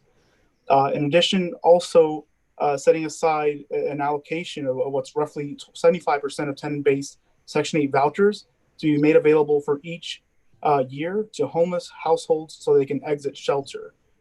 There's a number of other resolves, but I won't take too much more time over the time limit. And that is my very quick rundown. Thank you. Yeah, loving it. Thank you very much for the both of you. Any questions? The floor is open. 1, 2, 3. Business development. No. My hand was up. Yeah, sorry, I can't see it. Sorry, go ahead. All right. I have two comments. First of all, I'm uncomfortable with the reference to the Allen Pavilion in the 7th whereas. Actually, the Allen Pavilion is now known as the Allen Hospital. But the psych unit there that we're fighting to keep open, first of all, it's not officially closed. And it's not the same as a psychiatric center on the order of the large, the large centers that have been closed over the years by the state. And I don't think it should be grouped together as though it is the same thing. So I would appreciate it if you would delete the reference to the Allen Pavilion because we are still fighting to keep it open. And it's not, we should not accept it as a fait accompli that it is closed for one thing. And again, it is not, it's a small unit, 30 beds, and it's not it's not the same thing as one of the psychiatric centers that have been closed by the state. The other point I want to make is with the request that at least 3/4 of the Section 8 vouchers be made available each year to homeless households. I mean, that I think is going to be a problem because it's going to deny families that are in danger of becoming homeless or that can no longer afford to stay in their homes and who are in desperate need of Section 8. That's going to prevent them from getting the Section 8 vouchers, which has been a lifesaver for those people, so they don't end up in the shelter system. So I would prefer to, I would like to offer a friendly amendment that the language of that resolve clause be amended to include homeless households so that they can exit shelters, as well as families that are in danger of becoming homeless. Well, I think you have to take into consideration the entire resolution, right? So it's not necessarily leaving out the individuals like you're mentioning. And I'll personally just note, again, I've worked on these issues. This is not leaving them out. There's home-based support. There's not to mention the home stability support program, which is also mentioned in this resolution. You know, these are not just coming out of nowhere. This is built upon much of the research that's already been done by the Coalition for the Homeless. Are you willing to accept Steve's suggestions to change it from Allen Pavilion to Allen Hospital? No, my suggestion is to delete it entirely, that it's not the same thing as a psychiatric center, and it's not closed. Well, we don't accept the idea that it's closed. Okay, so I can remove the parentheses of similar to that of the Allen Pavilion. Okay, so that's that. So we're in agreement. So any other questions? Does anyone else have any else to add to the resolution? No other hands. Huh? What was that? There's no other hands. Okay, so moving. Thank you, Ariel. Thank you, Faye. Thank you for contributions, and Steve as well. On a resolution conceived, created, and written by Tanya Biner, the assistant chair for the business development. Domingo Esteves is going to present us with the resolution on small businesses in Washington Heights. All right, thank you. There was some amendments, some just like grammatical stuff that Wayne sent to me via email. Appreciate you, Wayne. We accept all of it. So in essence, after a conversation with Tanya, even though it might seem theoretical, but sometimes praising somebody could boost up the morale and really provide them with the recognition that they need, especially during turbulent times. So at first, we sought to get a proclamation, which is usually identifying or recognizing a day after somebody, especially a day that has been used in the past as a way of highlighting small businesses, but we don't necessarily do proclamations through a community board. So a resolution was brought forward. So if there's any elected official that would like to make a proclamation out of this, you're more than welcome to. The language is already there. And a lot of it just boils down to really highlighting small businesses and the role that they play in the fabric of our community, and making sure that from our local community board, like they know that we're here for them, you know, and that we recognize the work, and that not just not just December 28th be named after them, but there be a continual highlight for small businesses, and especially around the role that they play, even though there's a lot of turbulent months coming ahead. And give up some time to Tanya to add anything I might have missed. Yeah. I appreciate being given some time to talk about it. Yeah, so back in 2010, American Express started what is called Small Business Saturday, and it's always every year the Saturday after Thanksgiving. And the goal was to encourage people to shop small, so shop to support the small businesses. And so because of COVID and the pandemic, I felt it was important for us, and the committee agreed, and thank you committee for supporting this, to really give some special consideration for all of the sacrifices and the stresses and that our business have been put under because of all of the regulations and all of the changes they've had to endure under because of the pandemic. And so this year, Small Business Saturday takes on a greater significance because of the pandemic. And so it's not only about supporting them on Saturday, which is this Saturday, it's Small Business Saturday, it's November 28th, but also supporting them beyond, making sure that we're supporting them and advocating for whatever it is that they need, whether it's more funding, whether it is, support in trying to overcome some of the obstacles of the new regulations. So that's why we're doing this. And I would say, yes, if any elected officials interested in using this language, they can talk to me, and we can definitely discuss. Yes, we would love to do a proclamation. Thank you. Sure.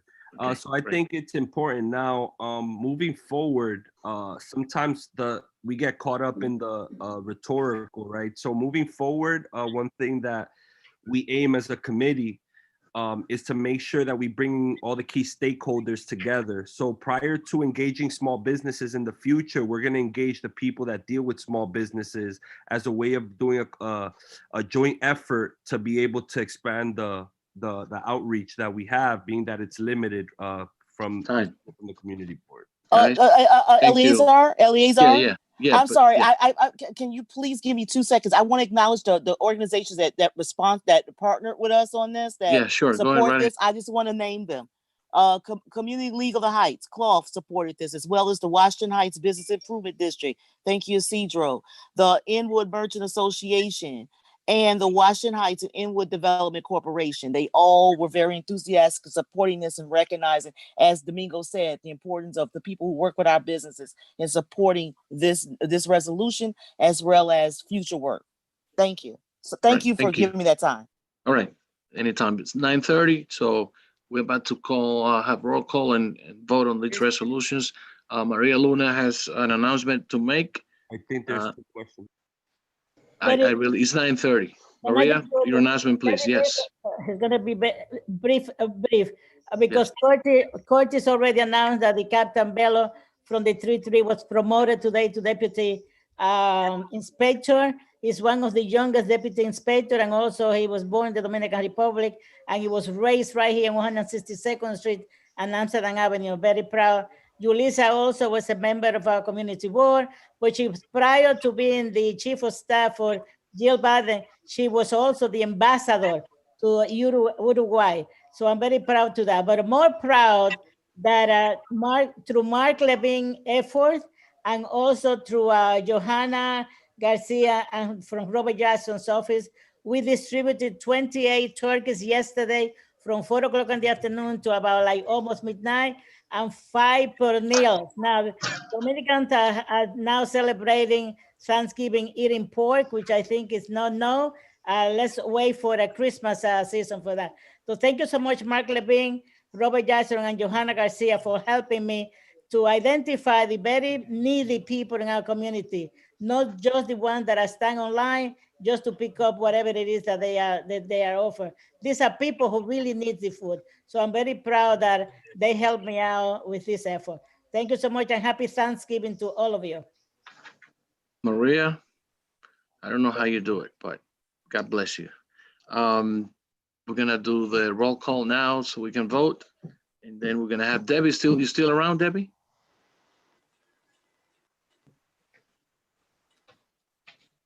I am. I'm here. Yeah, your presentation, please. Oh, sure. I'm going to refer people to the minutes for TNT. We don't have a resolution this month. You will see there a summary of presentation by DOT on the draft plan for the 181st Street Busway.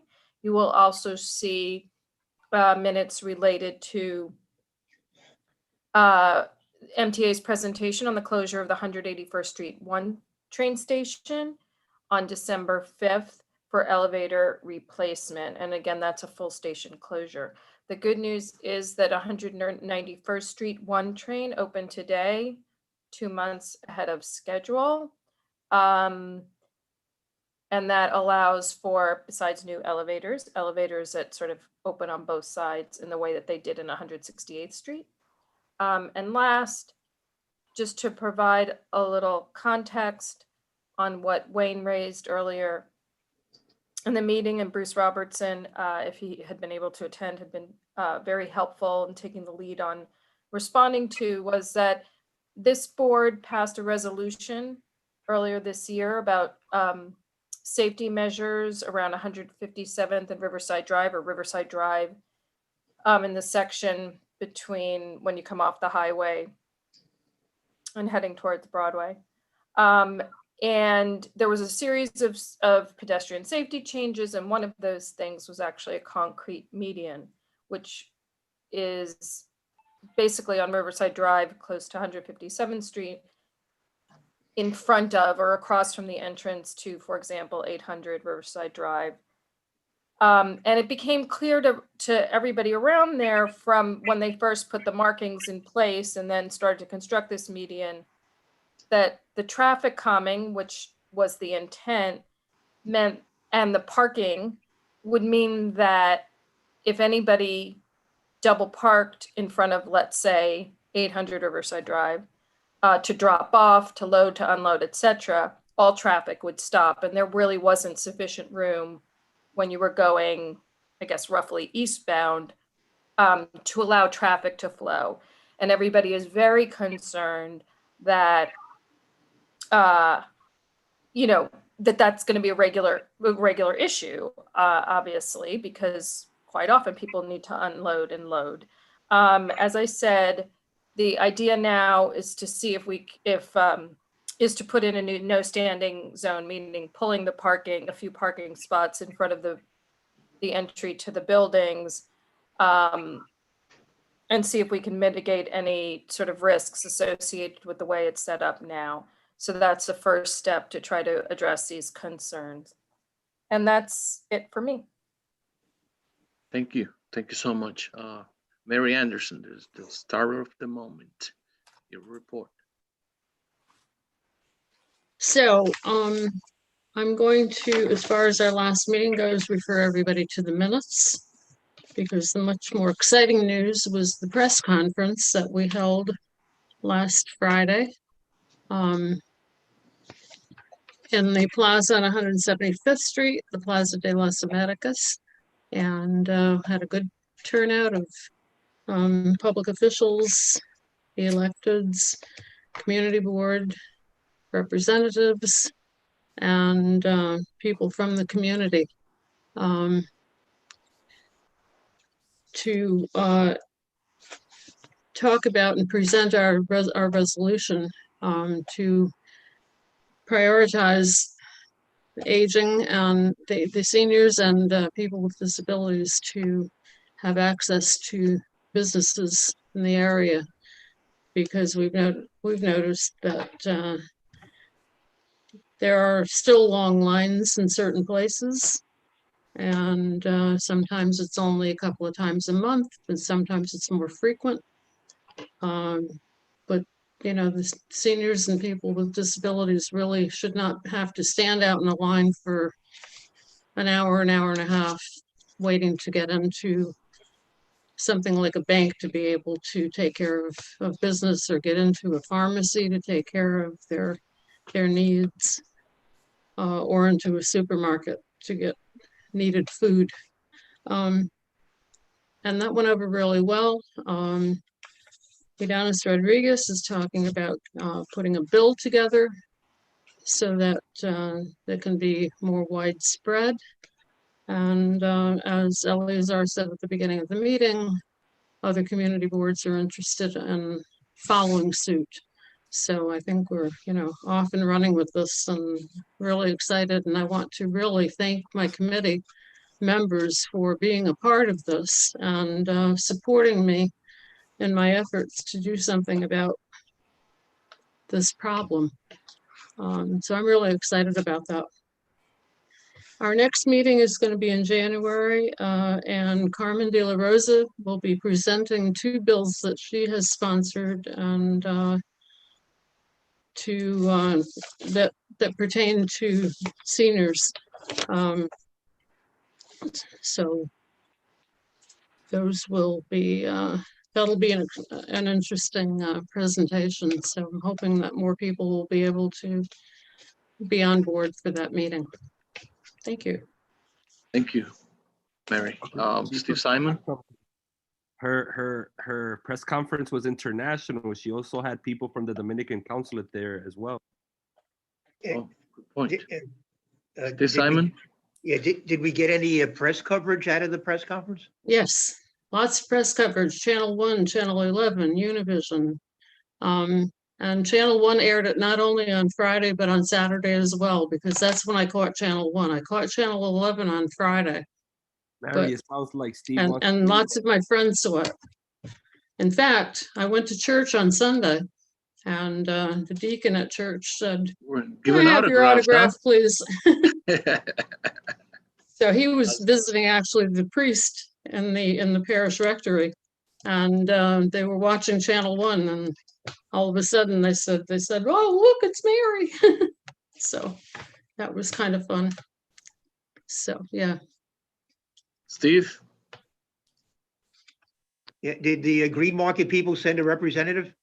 Is this a report? Yes, that was the other thing. I'm sorry. Thank you for reminding me of that. We gave a shout out to Grow NYC because there is one farmer that has a long line of tables with lots of good produce, and almost the whole community ends up at that table for, you know, one time or another at the market. And so one of the Grow NYC employees actually stand by that farmer and bring the seniors and people with disabilities to the front of the line. And they've been doing that all summer this year, you know, the whole season this year. And so we did give a shout out to them. The market manager is the one who represented them at the press conference, because I asked her to come forth. The lady who's actually assigned to that line didn't want to be on camera, but she also wanted to stay in her job. She loves doing what she's doing so much. She said she needed to be there. She needed to do her work. So it was kind of cool. Okay, Steve, your presentation. Yeah, Thank you, Mary. Thank you, Mary. Okay. Okay. As Mark Levine mentioned earlier, there is some variance between the statistics that are compiled by the state and those compiled by the city. And according to the city's records for the 7-day period, I'm talking now about the positivity rate for COVID-19. For the 7 days ending last Saturday, we had 248 cases in our 4 zip codes. And the worst zip code was 33. And then the second worst zip code was 40. And yet 40 is not in the yellow zone, but 32 is. And 32 had a lower positivity rate than 40. So it's a little unclear how these determinations were made. A week ago, zip code 40 was the worst of our zip codes and was way over 4 at 4.61%. All of our 4 zip codes are over 3%. They're between 3 and 4%. But a week ago, zip code 40 was way up there at 4.61. So I mean, we're struggling in all 4 of our zip codes, but it's unclear to me at the moment how it was determined which ones should be in the yellow zone. As I get more information, I'll try to distribute it. And as I mentioned at the executive committee, my committee has passed a resolution asking for the control of the proliferation of fireworks, and we're asking the public safety. I'm going to forward it to the Public Safety Committee, and we're going to ask that it be a joint resolution from both of our committees. And I do not believe that this resolution reflects the concerns of only affluent people. Thank you. I have a quick question for Steve. Yeah. Is there, at your next meeting, are you going to be having a presentation from the corner project? Well, let me, this was not mentioned earlier? Correct. Oh, well, we did have a presentation at my last meeting, and we determined that this issue was too important to be considered only by my committee. I then brought it before the executive committee. Decision was made at that point that presentation should be made to the full board. And Eliezer we're discussing now with the corner project, having a special meeting or public hearing on either December the 14th or the 16th in order to have a full discussion of the plan for them to establish, at least on a temporary basis, a number of 5 different trailers on Amsterdam Avenue between 177th and 178th Streets. I see. I would respectfully request that we have it not on the 16th, but on the 14th, so that it's before our general meeting. Oh, 2 potential dates, so they can choose from those 2 dates. Yeah. In case a resolution is required. Yeah. Okay, so any other questions to Steve? Yeah, I have a question. Steve, so you stated about the fireworks. Is there any specific data that, or are you receiving personal testimonies from specific individuals in order to raise the question of it's not only coming from specific areas? Well, we're citing the fact that an apartment on Nagel Avenue, north of Dyckman Street, which is east of Broadway, was burned out. We're citing the fact that another apartment on West 157th Street, also east of Broadway, was burned out by the irresponsible use of fireworks. Provided testimonies as to the Domingo, I think you gotta let him go as far as he can, and then you can go back. Citing a newspaper, or if he's citing. Yeah, but yeah, I understand, but let him finish. These are facts. There were 2 particularly onerous incidents that occurred where the fireworks were just shot off into people's apartments that were then burned down. And as it happens, both of them were east of Broadway. There were also some personal incidents in which we received personal testimony, if you want to put it that way, from the daughter of a woman who was so affected by the fireworks that she ended up with a heart attack and died. No, because I'm not saying that the issue is not necessarily happening. I'm saying that the narrative is usually dominated by certain individuals. That's all I'm saying. Okay, I reject that idea. And I think the problem occurs throughout our community and affects people throughout our community. And we've been hearing from people throughout our community. I hope that's the case. And Steve, just as a back and forth. If we're gonna let people do that, everybody. Wait. The median income in this neighborhood is under $45,000. Can you? That's a fact. Can you just mute everybody? Steve, you finished with your presentation? Yeah, I'm finished. Okay, great. So Ozzy, we're gonna now call, Okay. Okay, wait 1 we're second. gonna vote on the resolutions. It's So I have- 9:49. So I have, before we do that, Mr. Chair, is it possible for me to share the friendly amendment that was sent by Domingo to me to add to my resolution so you all know what you're voting on? Perfect, thank you for the observation. All right, so I received a few suggestions, which I am willing to accept. It reads, whereas, and Domingo, please let me know if I'm iterating your perspective correctly. Whereas Community Board 12 Manhattan acknowledges the issue of speed racing in our community and recommends that prior to activating additional use of existing cameras, the city conducts a study to determine exact problem locations, incorporate temporary speed tracking machines, consider temporary camera expansion, or to position traffic enforcement officers in areas where racing has occurred. Maybe I should do that. Does that capture what you? Thank you so much. Sounds like a baby. I like it. Okay, I will add that as the last whereas, and I'll also accept Wayne's amendment to flip the last two resolves. And that'll be the resolution that you all are considering this evening. Thank you. May I just ask a quick point about that? I'm in the amendment or whatever, it says something about asking the city for a study. Is it okay enough to do that, or should we ask a specific agency? Whatever you usually do, but I was just wondering. Well, I don't know. I guess we have to figure out which agency it would go to. So basically, the state would be authorizing the city the state authorizes the city to operate the cameras we have locally. So it would be a city agency. That's why I included that language. I'm not sure which agency at the city level is. We don't have to specify. We could just ask the city to do it because it might be the PD, it might be DOT. We don't need to get that in the weeds. Okay. Okay. And I had my hand up too, just so people know. I put my hand up. I didn't break in. I put my hand up and followed the rules. So good for you. Can my hand be acknowledged, please? Yeah. I mean, no one noticed, but you could go ahead. I had my hand up about the fireworks resolution. And my point about that is that I'm Black. I am not affluent. And I'm impacted by the fireworks. And so has everybody in my building who are predominantly minority, Black and Hispanic, are impacted by the fireworks.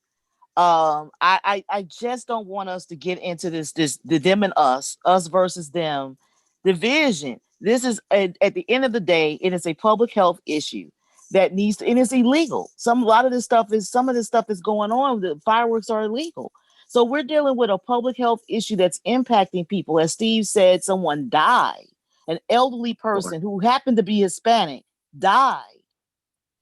Okay, Right. because So of this. are you asking for an amendment or just? I'm making a comment. Like other people made Okay. comments and they weren't interrupted. They just made their comments. So I'm trying to take up less space by just finishing my comment because I know we want to go and I'm trying to support you on that. So I just wanted to say what I need to say, which was that we really cannot use this type of language to talk about this issue. I think it's unfair and it's dismissive of people who happen to be minority, who also are impacted by this issue.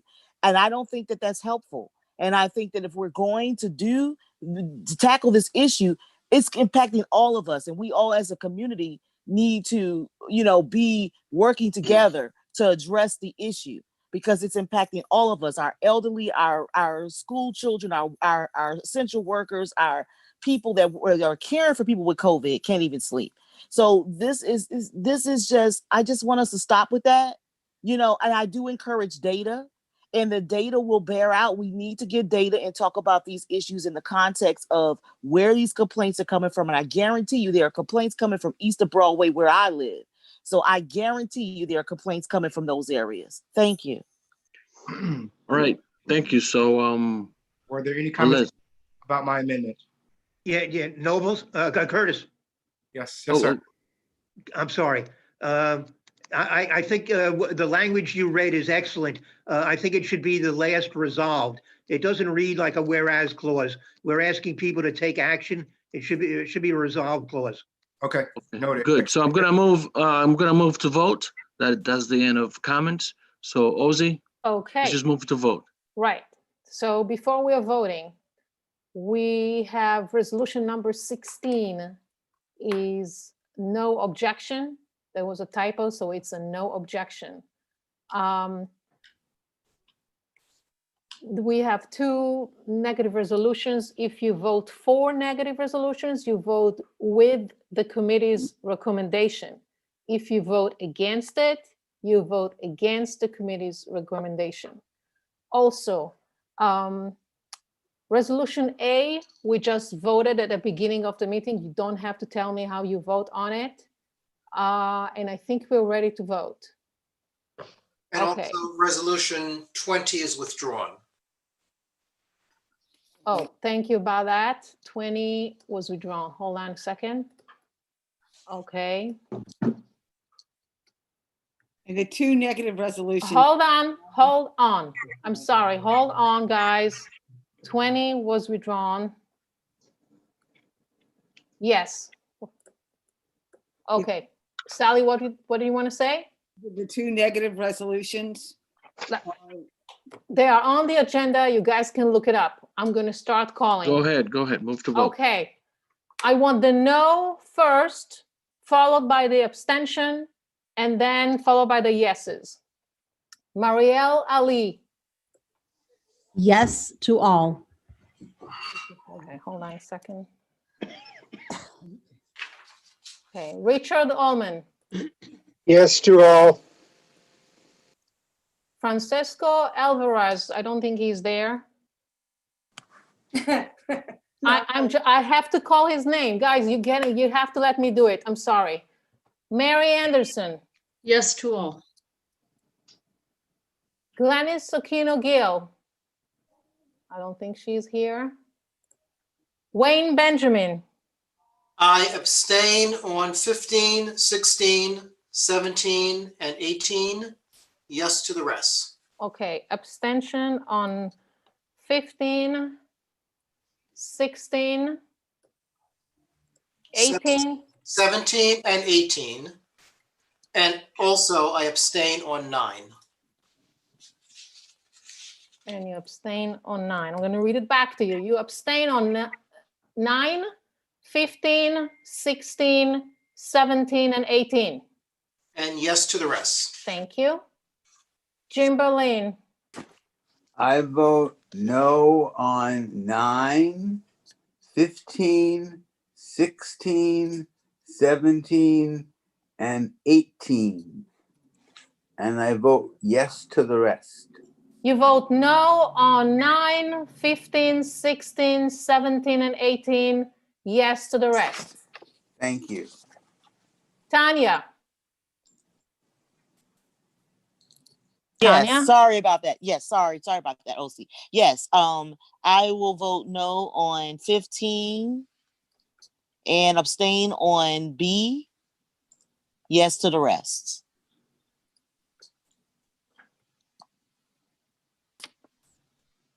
You vote no on 15, abstain on B, yes to the rest. Absolutely. Thank you. Eli, I'm going to come to you last, correct?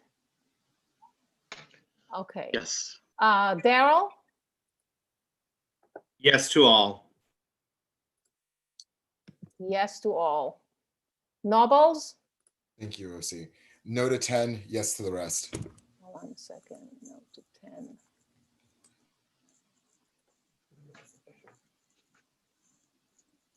No to 10, yes to the rest. Robin Cruz, I don't think he's here. Waldes Cruz? Hey guys, happy Thanksgiving. Yes to all. Yes to all. Gerard? I will abstain on 3 and 10, yes to the rest, and happy Thanksgiving to you all. Abstain on 3, abstain on 10, yes to the rest. And happy Thanksgiving. To you too. Catherine? I vote no on 5, abstain on F, and yes to the rest. No on 5, abstain on F, yes to the rest. Neisha Diaz, I don't think she's there. Domingo? Yeah, I vote no on 5. I abstain on E, and yes to the rest. No on 5, abstain on E, yes to the rest. Gabriela? Yes to all and happy Thanksgiving. Yes to all, thank you. Ashley? I vote abstain on F, yes to the rest. Abstain on F, yes to the rest. Yes, thank you, OC. Happy Thanksgiving. Thank you. Sarah Fisher? I'm sorry, I think I'm looking at the wrong agenda. Guys, can you please mute yourself? Thank you. Sarah? Yes, I abstain on 1, 2, 6, 7, 8, 9, 11, 13, 14, 15, 16, 17, 18, 19, and 21, and yes to the rest. Let me see if I got it. Hold on. Okay, you abstain on 1, 2, 6, 7, 8, 9, and 11. And yes to the rest. No, and I also abstain on 13, 14, 15, 16, 17, 18, 19, and 21. I'm going to read it back to you. 21 was withdrawn. I'm sorry, 20 was withdrawn. All right, I'm going to read it back to you, Sally. You abstain on 1, 2, 6, 7, 8, 9, 11, 13, 14, and 21. No. 13, 14, 15, 16, 17, 18, 19, 21. Okay, I got it. And yes to the rest? Yeah. Okay. Faye? Yes, yes, yes to all. And happy Yes. Thanksgiving too. Yes to all, thank you. You're welcome. Barbara? No on 5, on 9 and 15, yes to the rest. No on 9, no on 15, yes to the rest. Correct. Mariella Graham? Mariella? Yes, can you hear me? Yes. No to 9 and 15, yes to the rest. No to 9, no to 15, yes to the rest. Juan Guzman, I don't think is in. Miriam James, I don't think is there. Danielle? Abstain on F, yes to the rest. Abstain on F, yes to the rest. Leo Jimenez? Good evening, everyone. So I can't vote for a Reso D. No, I'm sorry, for Reso E because of my affiliation with the DDC. I abstain to F and yes to the rest. And happy Thanksgiving. You cannot vote on E because of conflict. Yes. Conflict of interest. I'm just stating what you're saying. And you abstain on F. What's the conflict? Can you state the conflict again? He works for DDC and it's a construction Okay. project. This project has nothing to do with DDC. I believe I read the resolution. It does mention. No, it's being done entirely by the Parks Department. All right, but if Leo, if you feel it's a conflict of interest. They did mention the Department of Meetings, though, I believe. Folks, Can I just clarify make as a the point person? of order. Point of order.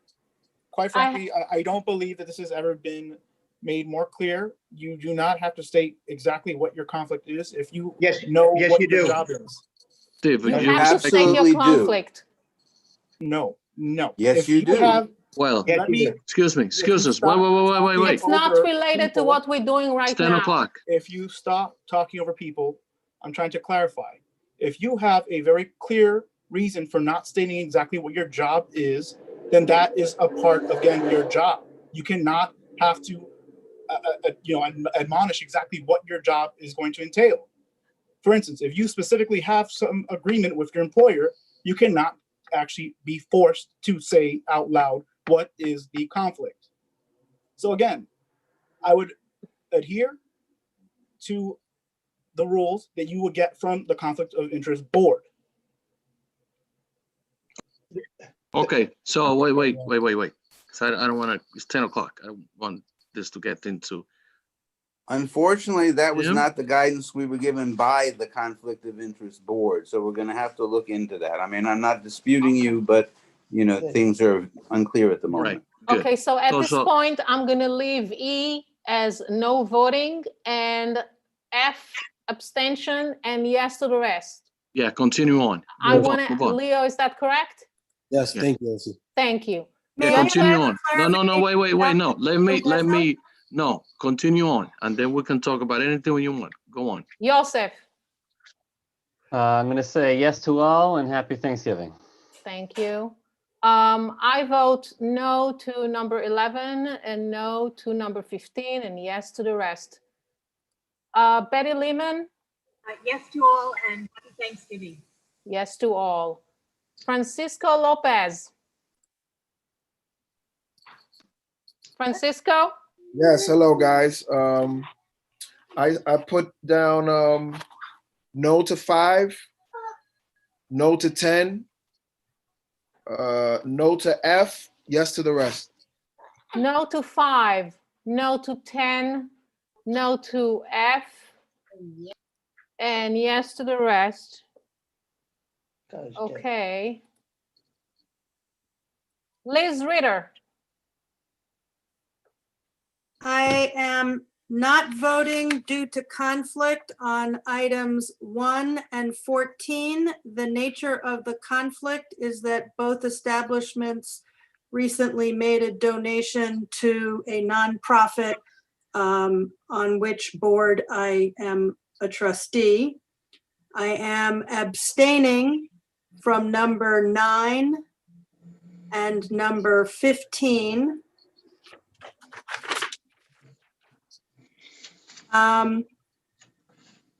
Are we voting on resolutions A and C? We voted I on don't know. A at the beginning of the meeting. But we are not voting on C, correct? No, we are voting on C. I abstain on C. Okay. And yes to the rest. I would also like to clarify, in case there's any confusion as to what we're voting on resolution E, it is an in-kind construction project being managed entirely in-house by the Department of Parks and Recreation, and unlike other construction projects by parks, will not go through DDC at all. I give Okay. this information Got to you for your consideration. Thank you. I'm just going to repeat it back to you, Liz.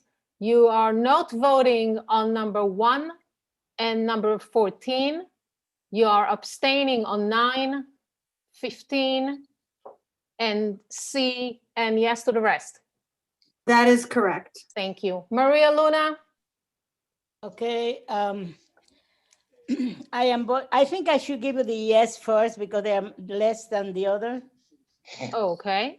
Okay, I'm voting yes on 5 and 12. And the letters A, B, C, D, E, F, and H. I'm voting no on G. And then no on the rest.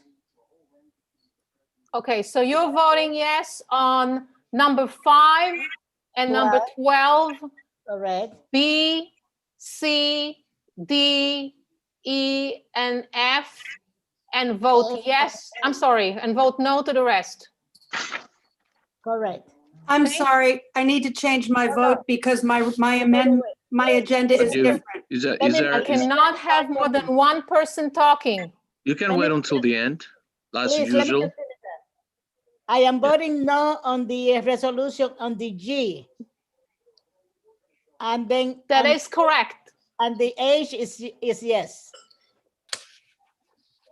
That is correct. Okay. Okay, that's what I have for you. Okay. Cindy Matos, I don't think she's in. Jay. Jay?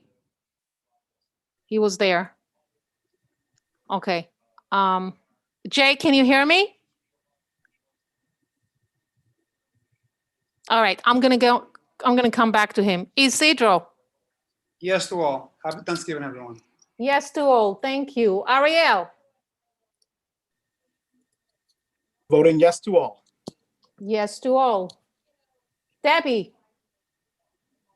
Thanks, OC. I'm abstaining on F. I'm saying yes to the rest. And I just realized if somebody just wants to check on number 14, the address 830 West 181st Street doesn't sound right because it's the opposite side of the street and they describe an adjacent storefront. So do with that what you will. Okay, so you abstaining from F and yes to the rest? Yes to the rest. Thank you. Jonathan? No, 11. I'm Yes to the sorry, rest. I couldn't hear you. No on? 11.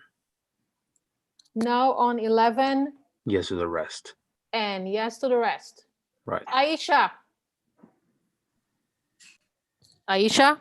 Abstain on 5, yes to the rest. Abstain on 5, yes to the rest. Okay, Rosie? I'm abstaining on F and yes to the rest. Abstaining on F, yes to the rest. Paradise? Yes to all. Yes to all. Christina? I'm abstaining from 5, yes to the rest. Abstaining on 5, yes to the rest. Bruce, I don't think he's in. Eda? I am saying no to 3, 10, 15, and 18, and then yes to the rest, and happy Thanksgiving, everyone. Hold on. I'm sorry, no to 3, 10, and 15? And 18, 15 and 18. Okay, no to 3, 10, 15, and 18. Yes to the rest. Yes, that's correct. Okay, Steve? Steve? Can you hear me? Hello? Yes. Okay, I'm abstaining on 11, 13, and 15. I am 11. not. I I'm am not. sorry, you're abstaining on 11? 11, 13, and 15. Okay. I am not voting on E due to my position as an official of the New York City Parks Department, which, by the way, handles all of its capital projects by itself, does not utilize DDC except for maybe the High Bridge. But we basically, as distinct from other agencies, do our own projects. That's D, Steve. I'm voting yes on all others. Okay, so you're abstaining from 11, 13, 15, and you're not voting on E. D. Yes. D. Right. D. Steve, you're looking at the old agenda. What? Which one is? Which one is? E is Gorman the Park? public safety one. D is the parks one. Oh, thank you. Then I'm Okay. Then you're right. Then I'm not voting on D. Okay, you're not voting on D and you abstain from 11, 13, and 15, and yes to the rest. Yeah, as long as D is the one about Gorman Park. D is the park committee resolution. Okay, that's the one I'm not voting on. Thank you. Thank you. Omar? I'm voting no on 3, no on 10, and yes to the rest.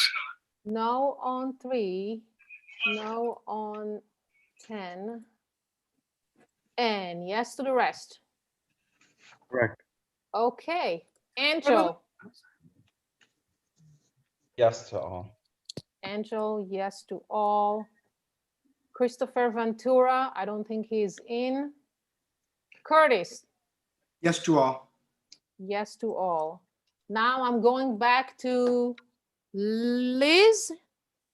I would like to vote yes on C, which is the land use one. I am abstaining from B, which is the executive committee amendment one. And I would just like to put out there that I may not be the only person who was looking at the wrong agenda. And there might be some people who meant to abstain or vote against something, but wound up abstaining or voting against something else. Okay. Yeah, putting it out OC, there. OC Nobles has his hands up for that same reason, as do I. Let me, okay. Sorry, not Nobles, Nobles. sorry. I don't know why, what Nobles situation is. Am I being recognized by you, OC? Or I can Oh, wait. give me a second. I went, okay, Sure. go ahead. I'd like to change my vote for 3, please, to no. No for 3. Thank you, OC. So I have you for no for 3 and no for 10, yes to the rest. That's correct. Thank you, Okay, OC. thank you. Before I go to Eli, is there anyone else I didn't call? Eli, I guess it's your turn. No, wait, I wanted to change my vote. I want to Sorry. change the vote too. Hold I on, meant- let's do it by order. So Catherine, hold on a second. Okay, here you are. Okay, Catherine, go ahead. Yeah, I meant to abstain on E, not on F. I was looking Okay, at the wrong agenda. you are abstaining on E, not on F. And what are you doing for F? Yes? Yes. Thank you. Okay. I can't see the hands, so who is next? OC, I just want to know, E is the public safety, correct? E is the public safety. That is correct. Thank you. And you abstained on this one. Correct. Thank you. Okay. All right. Hey, E is a public safety. E is the public safety resolution. I got it on the parks. Hold up, wait. Who is talking? Francisco. I have the updated, the last email, and it has, parks on the E. The updated agenda has parks under D. Jesus, why the hell was it changed? The last It email. was changed at maybe 2 hours before the meeting. I have land use under D. Am I the only one? No, land use is C. Okay. Okay. Francisco, do you want to tell me how you want to vote? Yes, please. So, 3 no, 5 no, 10 no, right? You got that? I have you for no for 5, no for 10, and I have you no for F, So which is the Youth and Education and the Housing Committee. no, so I want it to be no for the public safety. You want no for public safety, which is E. How do you vote for Youth and Education? Yes, You vote yes for Youth and Education. Anything else that you want to change? yes, no on 3. And no on 3. So I'm going to read it back to you, okay? I have no for 3, no for 5, no for 10, and no for E, which is the public safety resolution. Yes, the speeding cameras, yes. Okay. All right. Who is next? Catherine, is there anyone else that want to change? I'm sorry, I can't look Hi. at the Yep. screen. Who is this? It's Ariel Miranda, and thank you, Okay. Liz Ritter, for noting. I'll abstain, or rather just not be able to vote due to conflict for the Parks resolution. Anyone else? Okay, so hold on a second, Eli, I'm sorry. Ariel, so you are abstaining on D, which is the park resolution? Yeah, if technically it's not voting due to conflict, then that's my response. What's the conflict? Okay. Okay. Steve, And, I'd like and to you- refer you and- to chapter 68 of the New York City Charter. Unnecessary. Okay. Catherine, is there anyone Unnecessary. else? Unnecessary. Just really, it's not the time or the place. So let's move on. I'm sorry. Catherine, is there anyone else that raised his hand? His or her hands?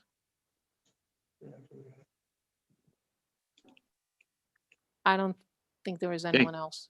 Domingo has his hand up. Okay, Domingo, go ahead. I already asked my question. Thank you. Okay, so I think Eli, you are the last one. Yeah, yes to all except for E, which I abstain. You abstain on E and yes to the rest. Yes, yes, ma'am. Okay, So I good. think we're good. All righty. Great meeting. Finish a little later. Gonna have a motion to adjourn the meeting.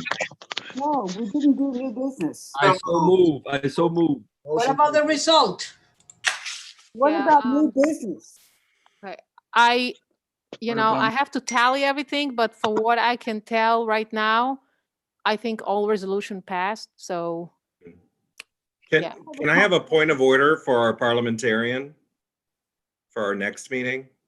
Yes, what's up? Can we just decide definitively about the whole not voting due to conflict? And if someone has to state, the reason, that seems to be an issue today for some reason, but. can Well, we just- I believe that We our don't need to office- do it now if you want to research it. No, I'm I'm just just telling saying. you what ought to happen. Eli and or our office have to reach out to the Conflict of Interest Board or whomever, or, Ariel can get us his source. But, merely saying you have a conflict of interest is not enough, because we have to be able as a board to determine if you're accurately saying such a statement. You can't just claim, you have to give us some details. That is my understanding. So we need more clarification, and that should be available to us by our next meeting. Thank you. I have an item of new business. Yeah, go ahead, right ahead. Okay, I just wanted to note for the record that today, especially since the 34th precinct didn't bother showing up at licensing, that today they scheduled their precinct community council meeting to conflict directly with our meeting. I think a conversation needs to be had with the 34th precinct, that this is an important meeting for them to attend, but also the precinct community council meetings are important, and there are community members that can't be in both places at once. And someone needs to reach out to the 34th precinct and say, this is not acceptable. May I say something on that? Since I'm the president of the community council, those meetings are set up, the community council meetings are set up downtown by the New York Police Department. We don't have a saying on when to meet and how to meet, okay? You can verify that if you want to, but. Okay, well then it's All unacceptable. right. So, All right, we cannot accommodate other agencies or the meetings for everything else. okay, so that's the answer. So anyone else has anything else to add to new business? I repeat again, can I have a motion to adjourn the meeting? So moved. Second. Who seconds it? Liz Ritter. Thank Right, thank you. Have a great night and enjoy your holiday. Bye. Thank you all. and Happy Thanksgiving, everybody. Take it easy, folks. Bye. Happy day of mourning. Bye, job. everybody. You guys really had me,